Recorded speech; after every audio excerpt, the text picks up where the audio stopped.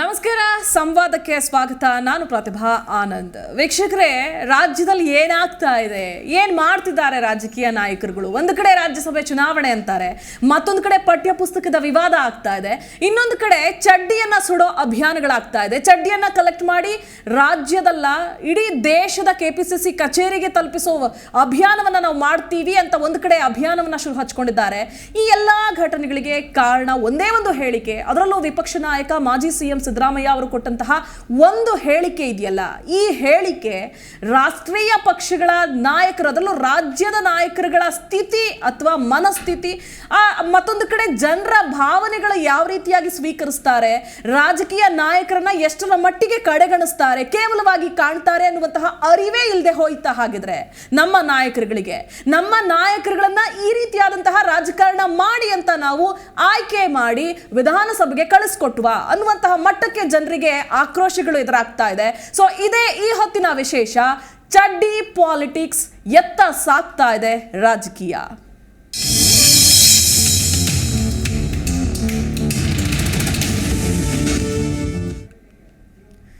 ಇನ್ನು ಚಡ್ಡಿ ಪಾಲಿಟಿಕ್ಸ್ ವಿಚಾರಕ್ಕೆ ಬಂದ್ರೆ, ಪ್ರತಿದಿನ ಕಾಂಗ್ರೆಸ್ನ ನಾಯಕರು ಒಂದಷ್ಟು ಹೇಳಿಕೆಗಳನ್ನ ಕೊಡ್ತಿದ್ದಾರೆ, ಮತ್ತೊಂದು ಕಡೆ ಬಿಜೆಪಿಯ ನಾಯಕರು ಆಕ್ರೋಶವನ್ನ ವ್ಯಕ್ತಪಡಿಸ್ತಾ ಇದ್ದಾರೆ, ಕಿಡಿಕಾರ್ತಾ ಇದ್ದಾರೆ. ಹಾಗಿದ್ರೆ ಇವತ್ತಿನ ಈ ಕ್ಷಣದ ಒಂದು ಬ್ರೇಕಿಂಗ್ ನ್ಯೂಸ್ ಕೂಡ ಇದಕ್ಕೆ ಸಂಬಂಧಪಟ್ಟ ಹಾಗೆ ಇದೆ.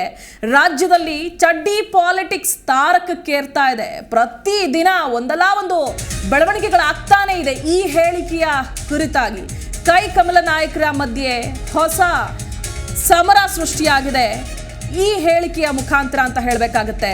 ಇನ್ನು RSS ಚಡ್ಡಿಗೆ ಕಾಂಗ್ರೆಸ್ನ ಕಾರ್ಯಕರ್ತರು, ಮುಖಂಡರುಗಳು ಬೆಂಕಿ ಇಟ್ಟ ನಂತರ ಇದೀಗ ಮತ್ತೊಂದು ಕಡೆ ಕಾಂಗ್ರೆಸ್ನ ವಿರುದ್ಧ ರಾಜ್ಯದಲ್ಲಿ ಮಿತಿಮೀರ್ತಾ ಇದೆ ಚಡ್ಡಿ ಪಾಲಿಟಿಕ್ಸ್ನ ವಿವಾದ, ಹೇಳಿಕೆಗಳು, ಆರೋಪ ಪ್ರತ್ಯಾರೋಪ. ಇವೆಲ್ಲವನ್ನ ನೋಡ್ತಾ ಇದ್ರೆ ಇದೆಂಥ ರಾಜಕೀಯವನ್ನ ಮಾಡ್ತಾ ಇದ್ದಾರೆ ರಾಜಕಾರಣಿಗಳು. ರಾಜಕಾರಣ ಮಾಡೋದನ್ನ ಬಿಟ್ಟು ಏನ್ ಮಾಡ್ತಿದ್ದಾರೆ ಅನ್ನೋದು ರಾಜ್ಯದ ಜನರ ಮುಂದಿರುವಂತಹ ಒಂದು ಪ್ರಶ್ನೆ.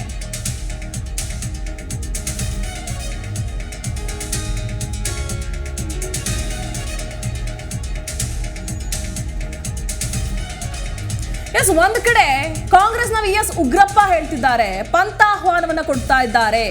ಯಾರು ಎಷ್ಟರ ಮಟ್ಟಿಗೆ ರಾಜಕಾರಣವನ್ನ ಮಾಡಿದ್ದಾರೆ, ಚಡ್ಡಿ ರಾಜಕಾರಣದ ಕುರಿತಾಗಿ, ಪಾಲಿಟಿಕ್ಸ್ನ ಕುರಿತಾಗಿ ಒಂದಷ್ಟು ತಿರುಗೇಟನ್ನ, ಪಂಥ ಆಹ್ವಾನವನ್ನ VS ಉಗ್ರಪ್ಪ ಅವರು ಕೊಟ್ರೆ, ಇದಕ್ಕೆ ಬಿಜೆಪಿಯ ರಾಷ್ಟ್ರೀಯ ಪ್ರಧಾನ ಕಾರ್ಯದರ್ಶಿ, ರಾಜ್ಯದ ಪ್ರಧಾನ ಕಾರ್ಯದರ್ಶಿ ಆಗಿರುವಂತಹ CT ರವಿ ಅವರು ತಿರುಗೇಟನ್ನ ಕೊಡ್ತಾರೆ, ವ್ಯಂಗ್ಯವನ್ನ ಆಡ್ತಾರೆ. ಮತ್ತೊಂದು ಕಡೆ ಕಟೀಲ್ ಅವರು ಕೂಡ ಇದಕ್ಕೆ ಸಂಬಂಧಪಟ್ಟಂತಹ ರಿಯಾಕ್ಷನ್ ಅನ್ನ ಕೊಡ್ತಿದ್ದಾರೆ. ಹಾಗಿದ್ರೆ ನಾಯಕರುಗಳ ಆರೋಪ ಪ್ರತ್ಯಾರೋಪ ಏನಿದೆ ಅನ್ನೋದನ್ನ ನೋಡೋಣ. ಅಧಿಕಾರದಲ್ಲಿರತಕ್ಕಂಥ ಸಂದರ್ಭದಲ್ಲಿ ಅಂತಹ ಗಲಭೆಗಳನ್ನು ನೋಡಿ ತೆಗೀರಿ. ಅದಕ್ಕೆ ಹೇಳಿದೆ, ಯಾವಾಗ ಆಡಳಿತವನ್ನು ಸರಿಯಾಗಿ ನಿಯಂತ್ರಣ ಮಾಡ್ಲಿಕ್ಕೆ ಆಗೋದಿಲ್ಲ ಆಗ ಗಲಭೆಗಳಾಗ್ತದೆ. ನಮ್ಮಲ್ಲಿ ಆಡಳಿತ ಸ್ಪಷ್ಟ ಇದೆ. ಹುಬ್ಳಿ ಗಲಾಟೆ ಆಯ್ತು, ಮುಂದಕ್ಕೆ ಹೋಗ್ಲಿಕ್ಕೆ ಬಿಡಲಿಲ್ಲ. ನಾವು ಶಿವಮೊಗ್ಗ ಗಲಾಟೆ ಆಯ್ತು, ಮುಂದಕ್ಕೆ ಹೋಗ್ಲಿಕ್ಕೆ ಬಿಡಲಿಲ್ಲ. ಯಾವುದೇ ರೀತಿಯಿಂದ ಗಲಾಟೆಗಳಾದಾಗ ಗಟ್ಟಿಯಾಗಿರ್ತಕ್ಕಂಥ ತೀರ್ಮಾನ ತಗೊಂಡು, ಸಿದ್ದರಾಮಯ್ಯ ಕಾಲಘಟ್ಟದಲ್ಲಿ ಗಲಭೆ ಆಗಿರ್ತಕ್ಕಂಥದ್ದು ಅವರ ಆಡಳಿತ ವೈಫಲ್ಯದಿಂದ. ಟಿಪ್ಪು ಜಯಂತಿ ಅಗತ್ಯ ಇರಲಿಲ್ಲ, ಟಿಪ್ಪು ಜಯಂತಿ ತಂದ್ರು ಗಲಭೆಗಳನ್ನ ಸೃಷ್ಟಿ ಮಾಡಿದ್ರು.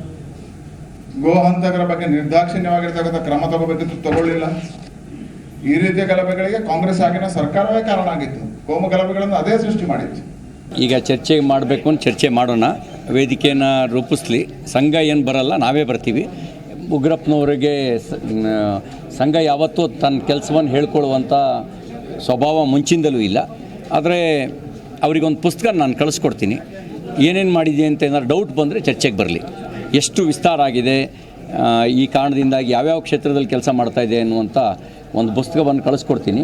ಅದನ್ನು ಓದಲಿ. ಏನಾದ್ರು ಸಂಶಯ ಬಂದರೆ ಆಗ ಅವ್ರ ಜೊತೆ ಚರ್ಚೆ ಮಾಡೋಣ.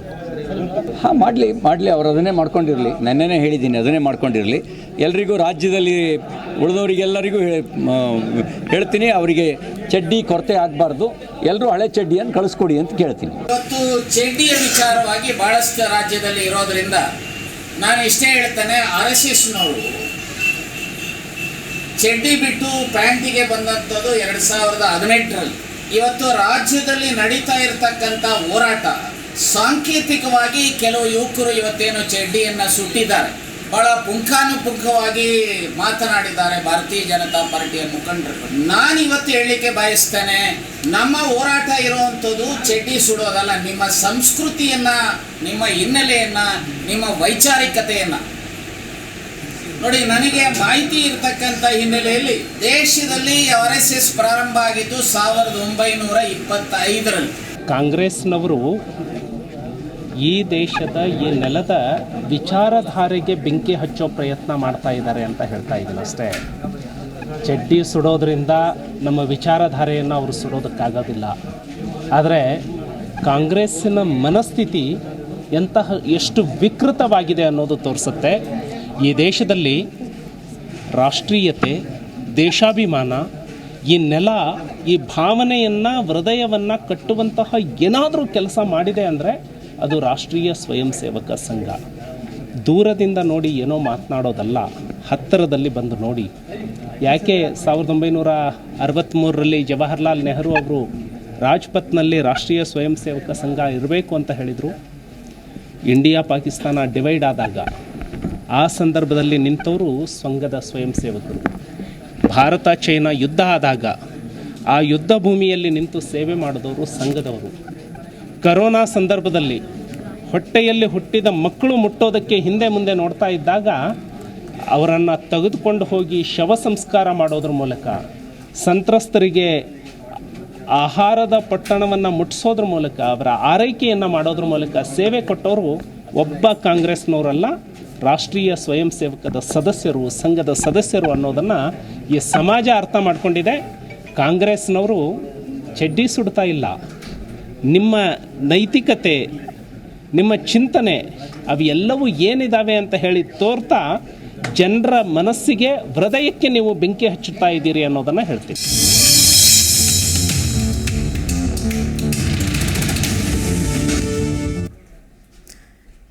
ವೀಕ್ಷಕರೇ, ನೋಡಿದ್ವಿ ಏನು ರಾಜಕೀಯ ನಾಯಕರುಗಳ ಆರೋಪ ಪ್ರತ್ಯಾರೋಪ, ಆಹ್ವಾನ. ಒಂದು ಕಡೆ ಇದನ್ನು ಎದುರಿಸೋಕೆ ನಾವು ರೆಡಿ ಇದ್ದೀವಿ, ನೀವು ಡೇಟ್ ಫಿಕ್ಸ್ ಮಾಡಿ, ಹಾಗೆ ಟೈಮನ್ನು ಕೂಡ ಫಿಕ್ಸ್ ಮಾಡಿ ಅನ್ನುವಂತಹ ಹೇಳಿಕೆಗಳಾಗಿರ್ಬೋದು. ಇದೆಲ್ಲದಕ್ಕೆ ಸಂಬಂಧಪಟ್ಟಂತಹ ವಿಶೇಷ ಸಂವಾದವೇ ಇವತ್ತಿನ ಜಿ ಸಂವಾದದ ಚಡ್ಡಿ ಪಾಲಿಟಿಕ್ಸ್. ಎತ್ತ ಸಾಗ್ತಾ ಇದೆ ರಾಜಕೀಯ. ಹಾಗಿದ್ರೆ ಇವತ್ತಿನ ಕಾರ್ಯಕ್ರಮದಲ್ಲಿ 4 ಪಕ್ಷದ ವಕ್ತಾರರು ನಮ್ಮ ಜೊತೆ ಡಿಸ್ಕಷನ್ಗೆ ರೆಡಿ ಇದ್ದಾರೆ. ಮೊದಲನೇದಾಗಿ ಝೂಮ್ ಮುಖಾಂತರ ಜಾಯ್ನ್ ಆಗಿದ್ದಾರೆ ಕಾಂಗ್ರೆಸ್ನ ವಕ್ತಾರರಾದಂತಹ SA ಅಹಮದ್ ಸರ್. ಸರ್ ನಮಸ್ತೆ, ಕಾರ್ಯಕ್ರಮಕ್ಕೆ ಸ್ವಾಗತ.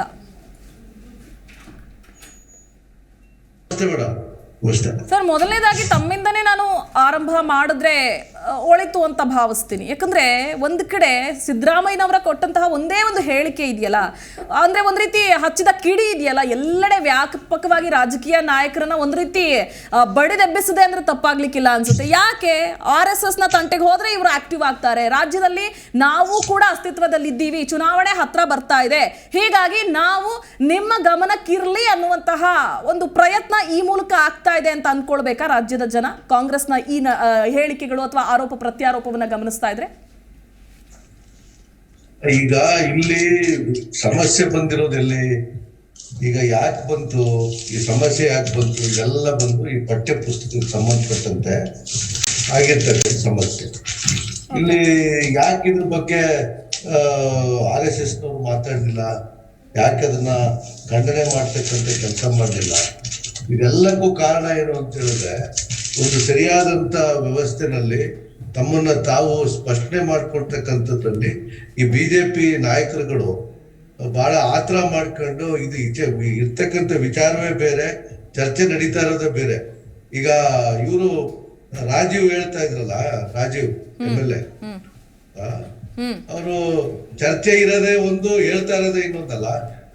ಯಾಕೆ ಕೋವಿಡ್ ಕಾಲಘಟ್ಟದಲ್ಲಿ ಬೇರೆಯವ್ರು ಯಾರು ಸೇವೆ ಮಾಡೇ ಇಲ್ವಾ? ಕೋವಿಡ್ ಕಾಲಘಟ್ಟದಲ್ಲಿ ಎಲ್ಲರೂ ಕೂಡ ಸೇವೆ ಮಾಡಿದ್ದಾರೆ. ನಾನು ಕೂಡ ಹೋಗಿದ್ದೆ. ಕಾಂಗ್ರೆಸ್ನವ್ರು ಮಾಡಿಲ್ಲ ಅಂತೇಳಿ ಹಸಿ ಸುಳ್ಳು ಹೇಳ್ತಾರೆ.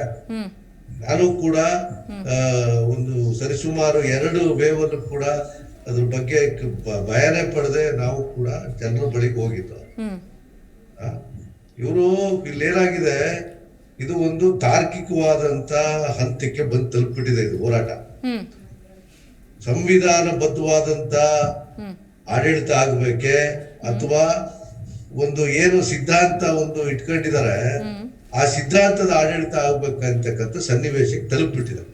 ಅದಕ್ಕೆ ಒಂದು ಬಾಯ್ಲಿಂಗ್ ಪಾಯಿಂಟ್, ಫ್ಲಾಶ್ ಪಾಯಿಂಟ್ ಬೇಕಾಗಿತ್ತು. ಕರ್ನಾಟಕದಲ್ಲಿ ಏನಾಯ್ತು, ಯಾವತ್ತು ಇವರು ಕುವೆಂಪು ಅವ್ರನ್ನ ಅವಮಾನ ಮಾಡ್ತಕ್ಕಂಥ, ಈ ಪ್ರಪಂಚ ಕಂಡಂತ ಅತ್ಯಂತ ಅನುಭವಿ ಬಸವಣ್ಣವರ ವಿಚಾರದಲ್ಲಿ ಅವಮಾನ ಮಾಡ್ತಕ್ಕಂಥ ವಿಚಾರ ಬಂದಾಗ್ಲೂ ಕೂಡ ಅದನ್ನ ಖಂಡನೆ ಮಾಡದೆ, ಅದನ್ನ ಸರಿಪಡಿಸ್ತಕ್ಕಂಥ ಕೆಲಸ ಮಾಡದೆ ವಿತಂಡವಾದಕ್ಕೆ ಇಳಿದ್ರು.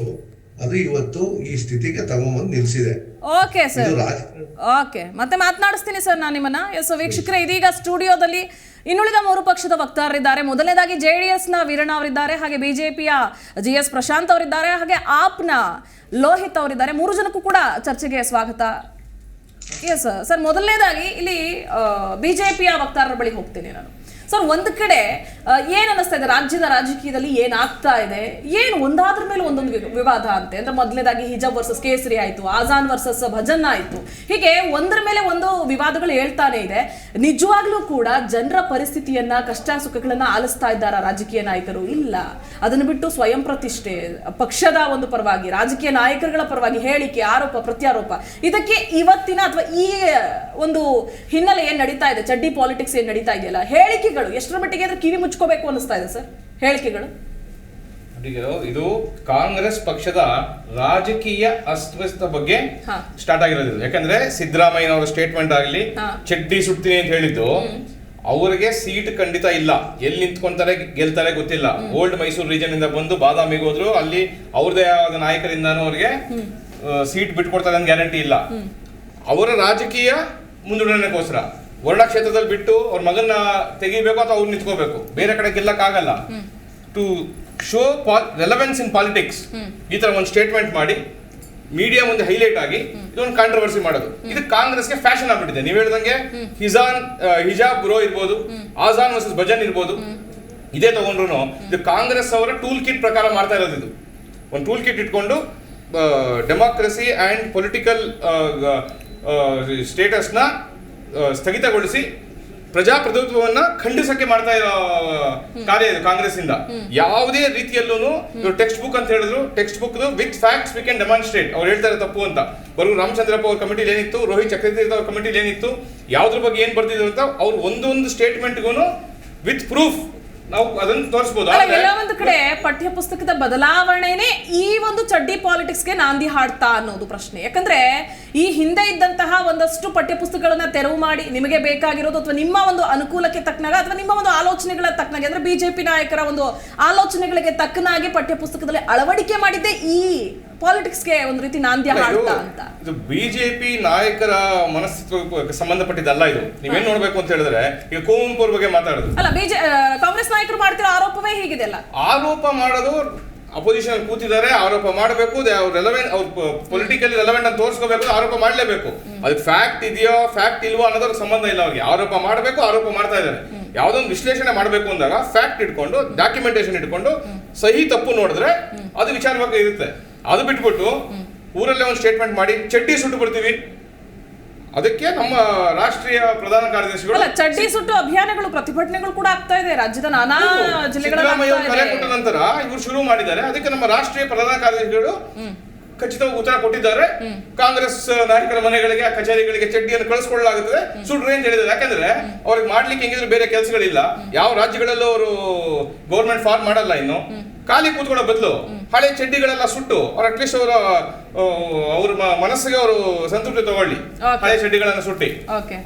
ಎಸ್, ಹಾಗಿದ್ರೆ ನಾನು JDS ವಕ್ತಾರರ ಬಳಿ ಹೋಗ್ತೇನೆ. ಇಬ್ಬರ ಜಗಳ ಮೂರನೆಯವರಿಗೆ ಲಾಭ ಅನ್ನೋ ಗಾದೆ ಮಾತಿದೆಯಲ್ಲ ಸರ್, ಆ ರೀತಿ ಆಯ್ತು ಈ ಒಂದು ಬೆಳವಣಿಗೆಗಳು. ಒಂದ್ ರೀತಿ ಹಿಜಾಬ್ ವರ್ಸಸ್ ಕೇಸರಿ ಆಗಿರಬಹುದು, ಆಜಾನ್ ವರ್ಸಸ್ ಭಜನ್ ಆಗಿರ್ಬೋದು, ಹಲಾಲ್ ಕಟ್ಟು, ಜಟ್ಕಾ ಕಟ್ಟು, ಪಠ್ಯಪುಸ್ತಕ ವಿವಾದ, ಇದೆಲ್ಲವನ್ನ ನೋಡ್ತಿದ್ರೆ ವಿವಾದಗಳು ಹೇಳೋದಕ್ಕಿಂತ ಮುಂಚೆ ಪ್ರಾದೇಶಿಕ ಪಕ್ಷ ಎಲ್ಲಿದೆ ಅನ್ನೋದು ಗೊತ್ತಿರಲಿಲ್ಲ.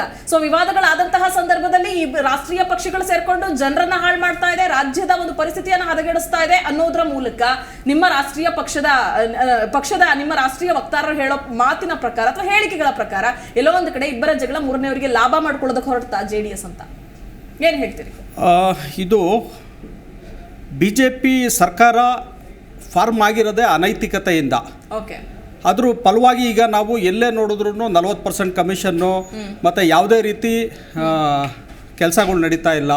ಬೆಂಗಳೂರಲ್ಲಿ ನೋಡೋದಾದರೆ ಪಾಟೋಲ್ ಸಮಸ್ಯೆ, ಇತ್ತೀಚೆಗೆ ಮೊನ್ನೆ ಒಂದು ರಸ್ತೆ ಗುಂಡಿ ಮುಕ್ತ ಅಭಿಯಾನ ಅಂತ ಕೂಡ ನಡೀತು. ಅದರಲ್ಲೂ ಕೂಡ 15,000ಕ್ಕಿಂತ ಹೆಚ್ಚು ಗುಂಡಿಗಳನ್ನ ಐಡೆಂಟಿಫೈ ಮಾಡಿದ್ದಾರೆ. ಅದಕ್ಕಿಂತ ಜಾಸ್ತಿ ಇದೆ. ಈ ರೀತಿ ಬಂದು ನಿಂತಿದೆ ನಮ್ಮ ಸರ್ಕಾರ. ಅಂದರೆ ಜನಸಾಮಾನ್ಯರಿಗೆ ಬೇಕಾಗುವಂಥ ಸೇವೆ ಮಾಡೋದು ಬಿಟ್ಟು ಬರೀ ರಾಜಕೀಯ ಪ್ರೇರಿತ ಇದು ಮಾಡಿಕೊಂಡು ಕೂತಿದೆ ಸರ್ಕಾರಗಳು. ಅದರಲ್ಲೂ ಜನಗಳು ಕಟ್ಟುವಂಥ ತೆರಿಗೆ ಹಣದಲ್ಲಿ ಈ ರೀತಿ ಮಾಡ್ಕೊಂಡು ಕೂತಿದೆ. ಆಮೇಲೆ ಈಗ ಇದು ನೀವು ಏನು ಚಡ್ಡಿ ಪಾಲಿಟಿಕ್ಸ್ ಅಂತ ಹೇಳ್ತಾ ಇದ್ದೀರಾ, ಇದು ಹಿನ್ನೆಲೆ ನೋಡೋದಕ್ಕೆ ಹೋದರೆ ಪಠ್ಯ ಪುಸ್ತಕ ಪರಿಷ್ಕರಣೆ ಸಮಿತಿ ಅಧ್ಯಕ್ಷನಾಗಿ ಏನು ಮಾಡಿದರು ಇವರು ರೋಹಿತ್ ಚಕ್ರ ತೀರ್ಥ, ಆ ಮನುಷ್ಯನ ಹಿನ್ನೆಲೆ ನೋಡ್ತಾ ಹೋದರೆ ಭಾಳ ಇದಿದೆ ಹಿನ್ನೆಲೆ. ಅಂಥ ಹಿನ್ನೆಲೆಯಿಂದ ಬಂದಿರೋ ಮನುಷ್ಯನ ಇವರು ಪಠ್ಯ ಪುಸ್ತಕದ ಪರಿಷ್ಕರಣಾ ಸಮಿತಿ ಅಧ್ಯಕ್ಷನ ಮಾಡಿ ಏನು ಹಿನ್ನೆಲೆ ಸರ್ ಗಮನಕ್ಕೆ ಬಂದಿರೋ ಒಂದು ಮಾಹಿತಿಯ ಆ ಮನುಷ್ಯ ಬಲಪಂಥೀಯ ಟ್ರೋಲರ್ ಆಗಿದ್ದಾರೆ. ನೀವು ಸಾಮಾಜಿಕ ಜಾಲತಾಣಗಳಲ್ಲಿ ನೋಡ್ಬೋದು. ಹಾಗೆ ಮಹಿಳೆಯರ ಬಗ್ಗೆ ಭಾಳ ಅವಹೇಳನ ಮಾಡಿದ್ದಾರೆ. ಆಮೇಲೆ ಅತ್ಯಾಚಾರ ಕೊಲೆ ಮಾಡೋದನ್ನ ಕೂಡ ಸಮರ್ಥಿಸ್ಕೊಂಡಿದ್ದಾರೆ. ಅದನ್ನು ನನ್ನ ಹಕ್ಕು ಅಂತ ಕೂಡ ಅವ್ರು ಹೇಳ್ಕೊಂಡಿದ್ದಾರೆ. ಇದು ಭಾಳ ನಾನು ಖಂಡಿಸ್ತೀನಿ ಇದನ್ನು. ಮಹಿಳೆಯರಿಗೆ ಅವರು ಈ ಥರ ಅವಹೇಳನ ಮಾಡಿರೋದು ಭಾಳ ಅಕ್ಷಮ್ಯ ಅಪರಾಧ. ಅದೇ ರೀತಿ ರಾಷ್ಟ್ರಕವಿ ವಿಶ್ವಮಾನವ ಕುವೆಂಪು ಅವ್ರ ಬಗ್ಗೆ ಅವ್ರು ಬರೆದಿರೋ ನಾಡಗೀತೆಯನ್ನು ತಿರುಚಿಬಿಟ್ಟು ಇದನ್ನು ಬರೆದಿರೋ ಲೇಖಕನಿಗೆ ನಾನು ಬುರ್ಜ್ ಖಲೀಫಾ ಕೊಡ್ತೀನಿ ಅಂತ ಕೂಡ ಪೋಸ್ಟ್ ಹಾಕ್ಕೊಂಡಿದ್ದಾರೆ. ಇದು ಎಷ್ಟರ ಮಟ್ಟಿಗೆ ಸರಿ? ಒಂದು ವಿಶ್ವಮಾನವ ರಾಷ್ಟ್ರಕವಿಗೆ ಕೊಡೋವಂಥ ಗೌರವನ ಇದು? ಇಂಥವ್ರನ್ನ ಇವರು ಪಠ್ಯ ಪುಸ್ತಕ ಪರಿಷ್ಕರಣಾ ಸಮಿತಿ ಅಧ್ಯಕ್ಷರು ಮಾಡಬೇಕಾ? ಇವರು ಮಾಡಿರೋಂಥ ಪುಸ್ತಕನ ನಮ್ಮ ಮಕ್ಕಳು ಓದಬೇಕಾ? ಇದಕ್ಕೆ ತಕ್ಕಂತೆ ಉತ್ತರ ಕೊಡೋಣ. 1 by 1 ಉತ್ತರ ಕೊಡ್ತೀನಿ. ಇದಕ್ಕೆ ಮೊದಲನೇದಾಗಿ 40% ಸ್ಟಾರ್ಟ್ ಮಾಡಿದ್ರು.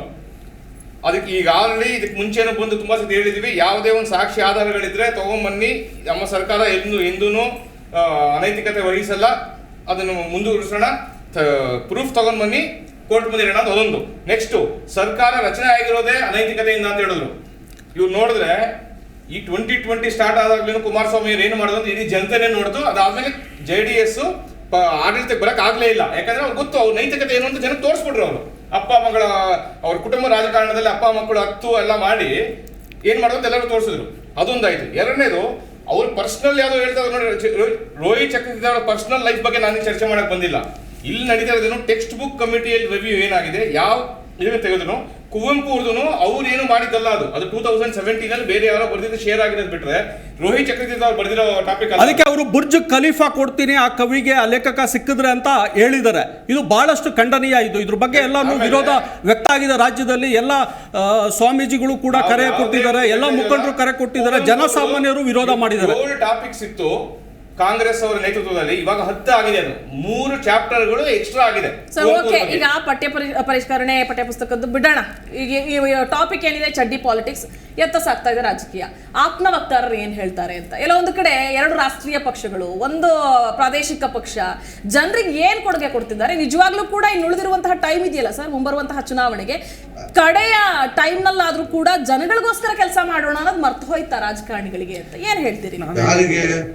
ಹೇಳಕ್ಕೆ ಇಷ್ಟಪಡ್ತೀನಿ ಅಂದ್ರೆ ಅಹಮದ್ ಸರ್, ಆಪ್ನ ವಕ್ತಾರರು ವಾಪಸ್ ನಿಮ್ಮ ಬಳಿ ಬರ್ತೀನಿ. ಅಹಮದ್ ಸರ್ ನಮಸ್ಕಾರ. ನಮಸ್ತೆ ನಮಸ್ತೆ ನಮಸ್ತೆ. ಈಗ ಆಪ್ ಅನ್ನೋದೇನು ಅಂದ್ರೆ ಯಾವುದೇ ರಾಜಕೀಯ ಪಕ್ಷಗಳು ಮಾತಾಡ್ತಿರೋದು ನೀವು ನೋಡ್ತಾ ಇದ್ದೀರಾ. ನಾನು ಇಲ್ಲೇ ಕುಂತ್ಕೊಂಡಿದ್ದೀನಿ. ಎಲ್ಲವೂ ಕೂಡ ಧರ್ಮದ ಮೇಲೆ ಹೋಗ್ತಾ ಇದ್ದಾವೆ. ಹೌದು, ಒಬ್ರು ಒಂದು ಮಸೀದಿನ ಹೊಡಿತಾರೆ, ಇನ್ನೊಬ್ರು ಲಿಂಗ ಹುಡುಕ್ತಾರೆ. ರಾಜಕೀಯ ಪಕ್ಷಗಳು ಮಾಡುವಂತ ಕೆಲಸಗಳು ಇವಲ್ಲ. ಅದಕ್ಕೆ ಆಮ್ ಅಂತ ಹೇಳಿ, ಅಂದ್ರೆ ಆಮ್ ಆದ್ಮಿಯ ಕೆಲಸ ಏನು ಅಂದ್ರೆ ಅಭಿವೃದ್ಧಿ ಕಡೆ. ನೀವು ಡೆಲ್ಲಿಯಲ್ಲಿ ಶಾಲೆಗಳನ್ನ ನೋಡ್ಬೋದು. ಆ ಶಾಲೆ ಒಂದೇ ಉದಾಹರಣೆ ನಾನು ಕೊಡ್ತಾ ಇಲ್ಲ. ಶಾಲೆಗಳಲ್ಲಿ ಮಕ್ಕಳುಗಳಿಗೆ ಏನು ಬೇಕು ಸೌಲಭ್ಯಗಳು. ಈಗ ಯಾರು ಸಿರಿವಂತರ ಮಕ್ಕಳುಗಳು ಸ್ವಿಮ್ಮಿಂಗ್ ಪೂಲಲ್ಲಿ ಅಥವಾ ಕುದುರೆ ರೈಸ್ ಎಲ್ಲ ಮಾಡ್ಕೊಂಡು ಸ್ಕೂಲ್ಗಳಲ್ಲಿ ಸೇರ್ಕೊಂತಾರಲ್ಲ, ಅಂತ ಒಂದು ಕೆಲಸಗಳನ್ನ ಯಾವ ಪಕ್ಷಗಳು ಮಾಡ್ತಿಲ್ಲ. ಯಾಕೆ ಮಾಡೋಕ್ಕಾಗ್ತಿಲ್ಲ? 55-60 ವರ್ಷಗಳಿಂದನೂ ಮಾಡೋಕ್ಕಾಗ್ತಿಲ್ವೇ? ಒಂದು ಉದಾಹರಣೆ ಬೇಕೆ?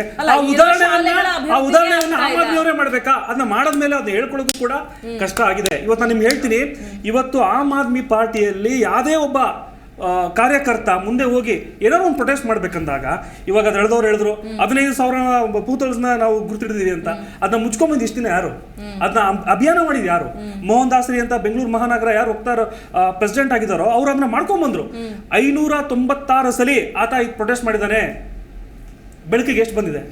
ನಾವು 1-2 ಬೇರೆ ಪಕ್ಷಗಳು ಮಾಡ್ತಾರೆ, ಅದನ್ನ ನಾವು ತಿಳಿಸ್ಕೊಂತೀವಿ. ಇವತ್ತು ಯಾವುದೇ ಅನ್ಪಾರ್ಲಿಮೆಂಟ್ ವರ್ಡ್ ಆಗಿರಲಿ, ಎನಿ ಅನ್ಪಾರ್ಲಿಮೆಂಟ್ ವರ್ಡ್ ಆಗಿರಲಿ, ಅದು ಆಮ್ ಆದ್ಮಿ ಖಂಡಿತವಾಗ್ಲೂ ಅದನ್ನ ಸಪೋರ್ಟ್ ಮಾಡಲ್ಲ. ಯಾಕೆಂದ್ರೆ ಈ ಸುಡುವಂಥದ್ದು ಏನೇ ಸುಡುವಂಥ ವಿಷಯವೇ ಆ ಪದವೇ ಅನ್ಪಾರ್ಲಿಮೆಂಟರಿ ವರ್ಡ್.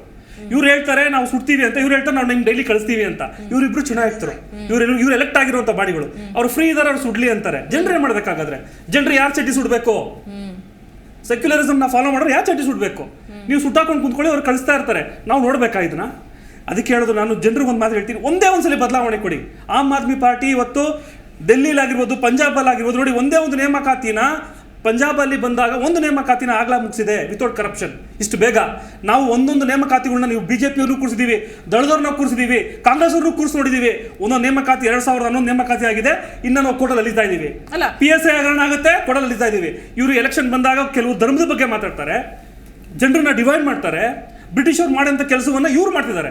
ಇವತ್ತು ನಾನು ಯಾರ ಲಿಂಗನ ಹುಡುಕ್ತಿದಾರೋ ಅಥವಾ ಬೇರೆ ಹುಡುಕ್ತಿದಾರೋ ಅವ್ರಿಗೆ ಮಾತು ಹೇಳ್ತೀನಿ, ಬೆಂಗಳೂರು ಇಷ್ಟು ಬೆಳೆದಿದೆಯಲ್ಲ, ನಿಮ್ಮ ತಾತಿ ಅಜ್ಜ ಅವರ ಸಮಾಧಿಗಳನ್ನ ಅಂತ ಹುಡುಕಿದ್ರೆ ಯಾರಾದರೂ ನೀವು? ಅದ್ರ ಮೇಲೆ ಎಷ್ಟು ಕಂಪ್ನಿಗಳು ಬಂದಿದ್ದಾವೆ. ಅವ್ರ ಮನೆಗಳನ್ನ ಮಾರಾಟ ಮಾಡಿ ಅದನ್ನ ಸೇಲ್ ಡೀಡ್ ಮಾಡ್ತಿರಲ್ಲ, ನೀವು ರಿಯಲ್ ಎಸ್ಟೇಟ್ ಮಾಡ್ತಿರಲ್ಲ, ಅದನ್ನ ಮಾಡಿದಿರ ಕೆಲಸಗಳನ್ನ. ಫಸ್ಟ್ ಆ ಕೆಲಸಗಳನ್ನ ನಿಮ್ಮ ತಂದೆ ತಾತ ಇತಿಹಾಸಗಳಿದಾವಲ್ಲ ಆ ಸಮಾಧಿಗಳನ್ನ ಹುಡುಕಿ, ಆಮೇಲೆ ಬನ್ನಿ ದೇವ್ರ ಹತ್ರ, ಭಗವಂತನ ಹತ್ರ. ಭಗವಂತ ಏನಿಲ್ಲ, ಸರ್ ನಾನು ನೋಡಿ, ದಿಸ್ ಇಸ್ ವಾಟ್ ಡಿಸಿಪ್ಲಿನ್. ನಿಮಗೆ ಈ ಡಿಸಿಪ್ಲಿನ್ ಇರ್ಲಿ. ಕೆಲವರು ಮಾತಾಡ್ಬೇಕಂದಾಗ ತಾವು ಕೇಳುವಂತ ತಾಳ್ಮೆ ತಗೋಬೇಕು. ನೋಡಿ, ನೀವು ಮಾತಾಡ್ಬೇಕಂದಾಗ, ನೀವು ತೊದಲು ಮಾತಾಡ್ಬೇಕಂದಾಗ ನಾವು ಸುಮ್ಮನೆ ಕೂತಿದ್ವಿ. ನಾವು ಮಾತಾಡ್ಬೇಕಾದ್ರೆ ನೀವು ಕೇಳಿ, ನಾವು ಇಳಿಸ್ತೀವಿ, ನೀವು ಮಾತಾಡಿ. ಆಮೇಲೆ ನಾವು ಎಲೆಕ್ಷನ್ ಕ್ಯಾಂಪೇನ್ ಬಗ್ಗೆ ಮಾತಾಡ್ತಿಲ್ಲ. ನೀವು ಚಡ್ಡಿ ಸುತ್ತೀರಂತೆ, ನೀವು ಚಡ್ಡಿ ಕಳಿಸಿ, ನಾವು ನೋಡ್ತಾ ಇರ್ತೀವಿ ಜನರು ಅಲ್ವರಾ? ಇದನ್ನ ಮಾತಾಡಕ್ಕೆ ನಮಗೆ ನಮ್ಮ ಮಾತೇ ಇಲ್ಲ.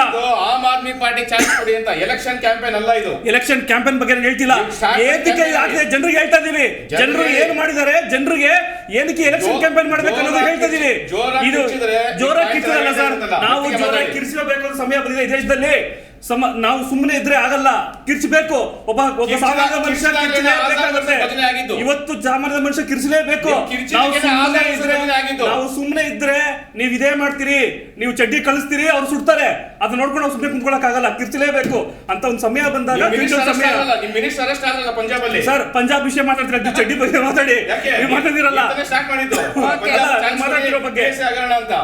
ಹಾಗಾಗಿ ನೀವು ಎಲೆಕ್ಷನ್ ಕ್ಯಾಂಪೇನ್ ಗೋಸ್ಕರ ಯೂಸ್ ಮಾಡ್ಕೊಳ್ಳೋಂಗಿದ್ರೆ ಬೇರೆ ಟಾಪಿಕ್ ಇಟ್ಕೊಳ್ಳಿ. ಇವತ್ತಿಗಿರೋ ಟಾಪಿಕ್ ಆಯ್ತು ಸರ್, ನೀವು ಚಡ್ಡಿ ಉಳಿಸ್ಕೊಳ್ಳೋ ಬಗ್ಗೆ ಮಾತಾಡ್ತಾರೆ, ಮಾತಾಡಿ ಸರ್. ಚಡ್ಡಿ ಉಳಿಸ್ಕೊಳ್ಳೋ ಬಗ್ಗೆ ಎಲ್ಲ ಕಾಂಗ್ರೆಸ್ ಕೊಟ್ಟ ಅನೈತಿಕ ಸ್ಟೇಟ್ಮೆಂಟ್ ಇಂದಾಗಿ ಅವರ ರಾಜಕೀಯದಲ್ಲಿ ಅವ್ರಿಗೆ ಎಲ್ಲೂ ಸ್ಥಾನಮಾನಗಳು ಬರ್ತಾ ಇಲ್ಲ. ಅವ್ರು ಅದಕ್ಕೋಸ್ಕರ ಮೀಡಿಯಾ ಮುಂದೆ ಬಂದು ಹೈಲೈಟ್ ಆಗ್ಲಿಕ್ಕೋಸ್ಕರ ಕೊಡ್ತಾರೆ ಸ್ಟೇಟ್ಮೆಂಟ್. ಅದು ಬಿಟ್ಟು ಯಾವುದೇ ಒಂದು ನೈತಿಕತೆಯಿಂದ ಕೊಡ್ತಾರೆ ಸ್ಟೇಟ್ಮೆಂಟ್ ಅಲ್ಲ ಅದು ಕಾಂಗ್ರೆಸ್ ಅವರು. ಓಕೆ, ಎಸ್ ಅಹಮದ್ ಸರ್, ಏನ್ ಹೇಳ್ತೀರಿ ಇದಕ್ಕೆ? ನಮ್ಮ ಬಿಜೆಪಿ ಮಿತ್ರರು ಮಾತಾಡ್ತಾ ಇದ್ರು, ಅವ್ರಿಗೆ ಏನಾಗಿದೆ ಈಗ ಬಿಸಿ ಮುಟ್ಟಕ್ ಶುರುವಾಗಿದೆ. ಆಯ್ತಾ? ಅಲ್ಲ, ಬಿಸಿ ಮುಟ್ಸೋ ಕೆಲಸ ಮಾಡ್ತಾ ಇದ್ದೀರಿ ಅಂತ ಆಯ್ತು. ಹಂಗಿದ್ರೆ ಬಿಸಿ ಮುಟ್ಸೋ ಕೆಲಸ ಕಾಂಗ್ರೆಸ್ ಕಡೆಯಿಂದ ಆಯ್ತು ಅಂತ ಅಲ್ಲ, ಬಿಸಿ ಮುಟ್ಸೋ ಕೆಲಸ ಅಂತ ಹೇಳಿದ್ರೆ ಈಗ ಏನಾಗಿದೆ, ನಮ್ಮ ಭಾಗದಲ್ಲಿ ಹೇಳ್ತಾರೆ, ನೀವ್ ಏನ್ ಬಿತ್ತುತ್ತೀರಿ ಆ ಬೆಳೆ ತೆಗಿತೀರಿ ಅಂತೇಳಿ.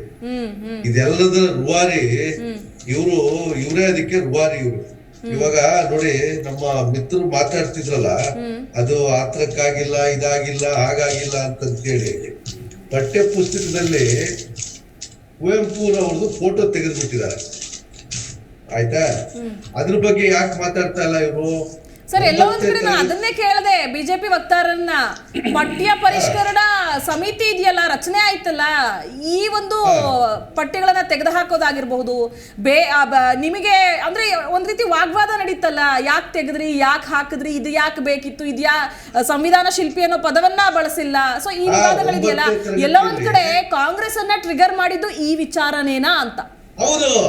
ಈಗ ಒಂದ್ ನಿಮಿಷಕ್ಕೆ ನಾನು ಒಂದು ನಿಮಿಷ ನನಗೆ ಅವಕಾಶ ಕೊಡಿ. ಬಿಜೆಪಿ ಮಿತ್ರರು ಹೇಳ್ಬೇಕು, ಸಂವಿಧಾನ ಶಿಲ್ಪಿ ಅಂತಕ್ಕಂಥ ಪದ 9ನೇ ತರಗತಿಯ ಪಠ್ಯ ಪುಸ್ತಕದಲ್ಲಿ ಇತ್ತು.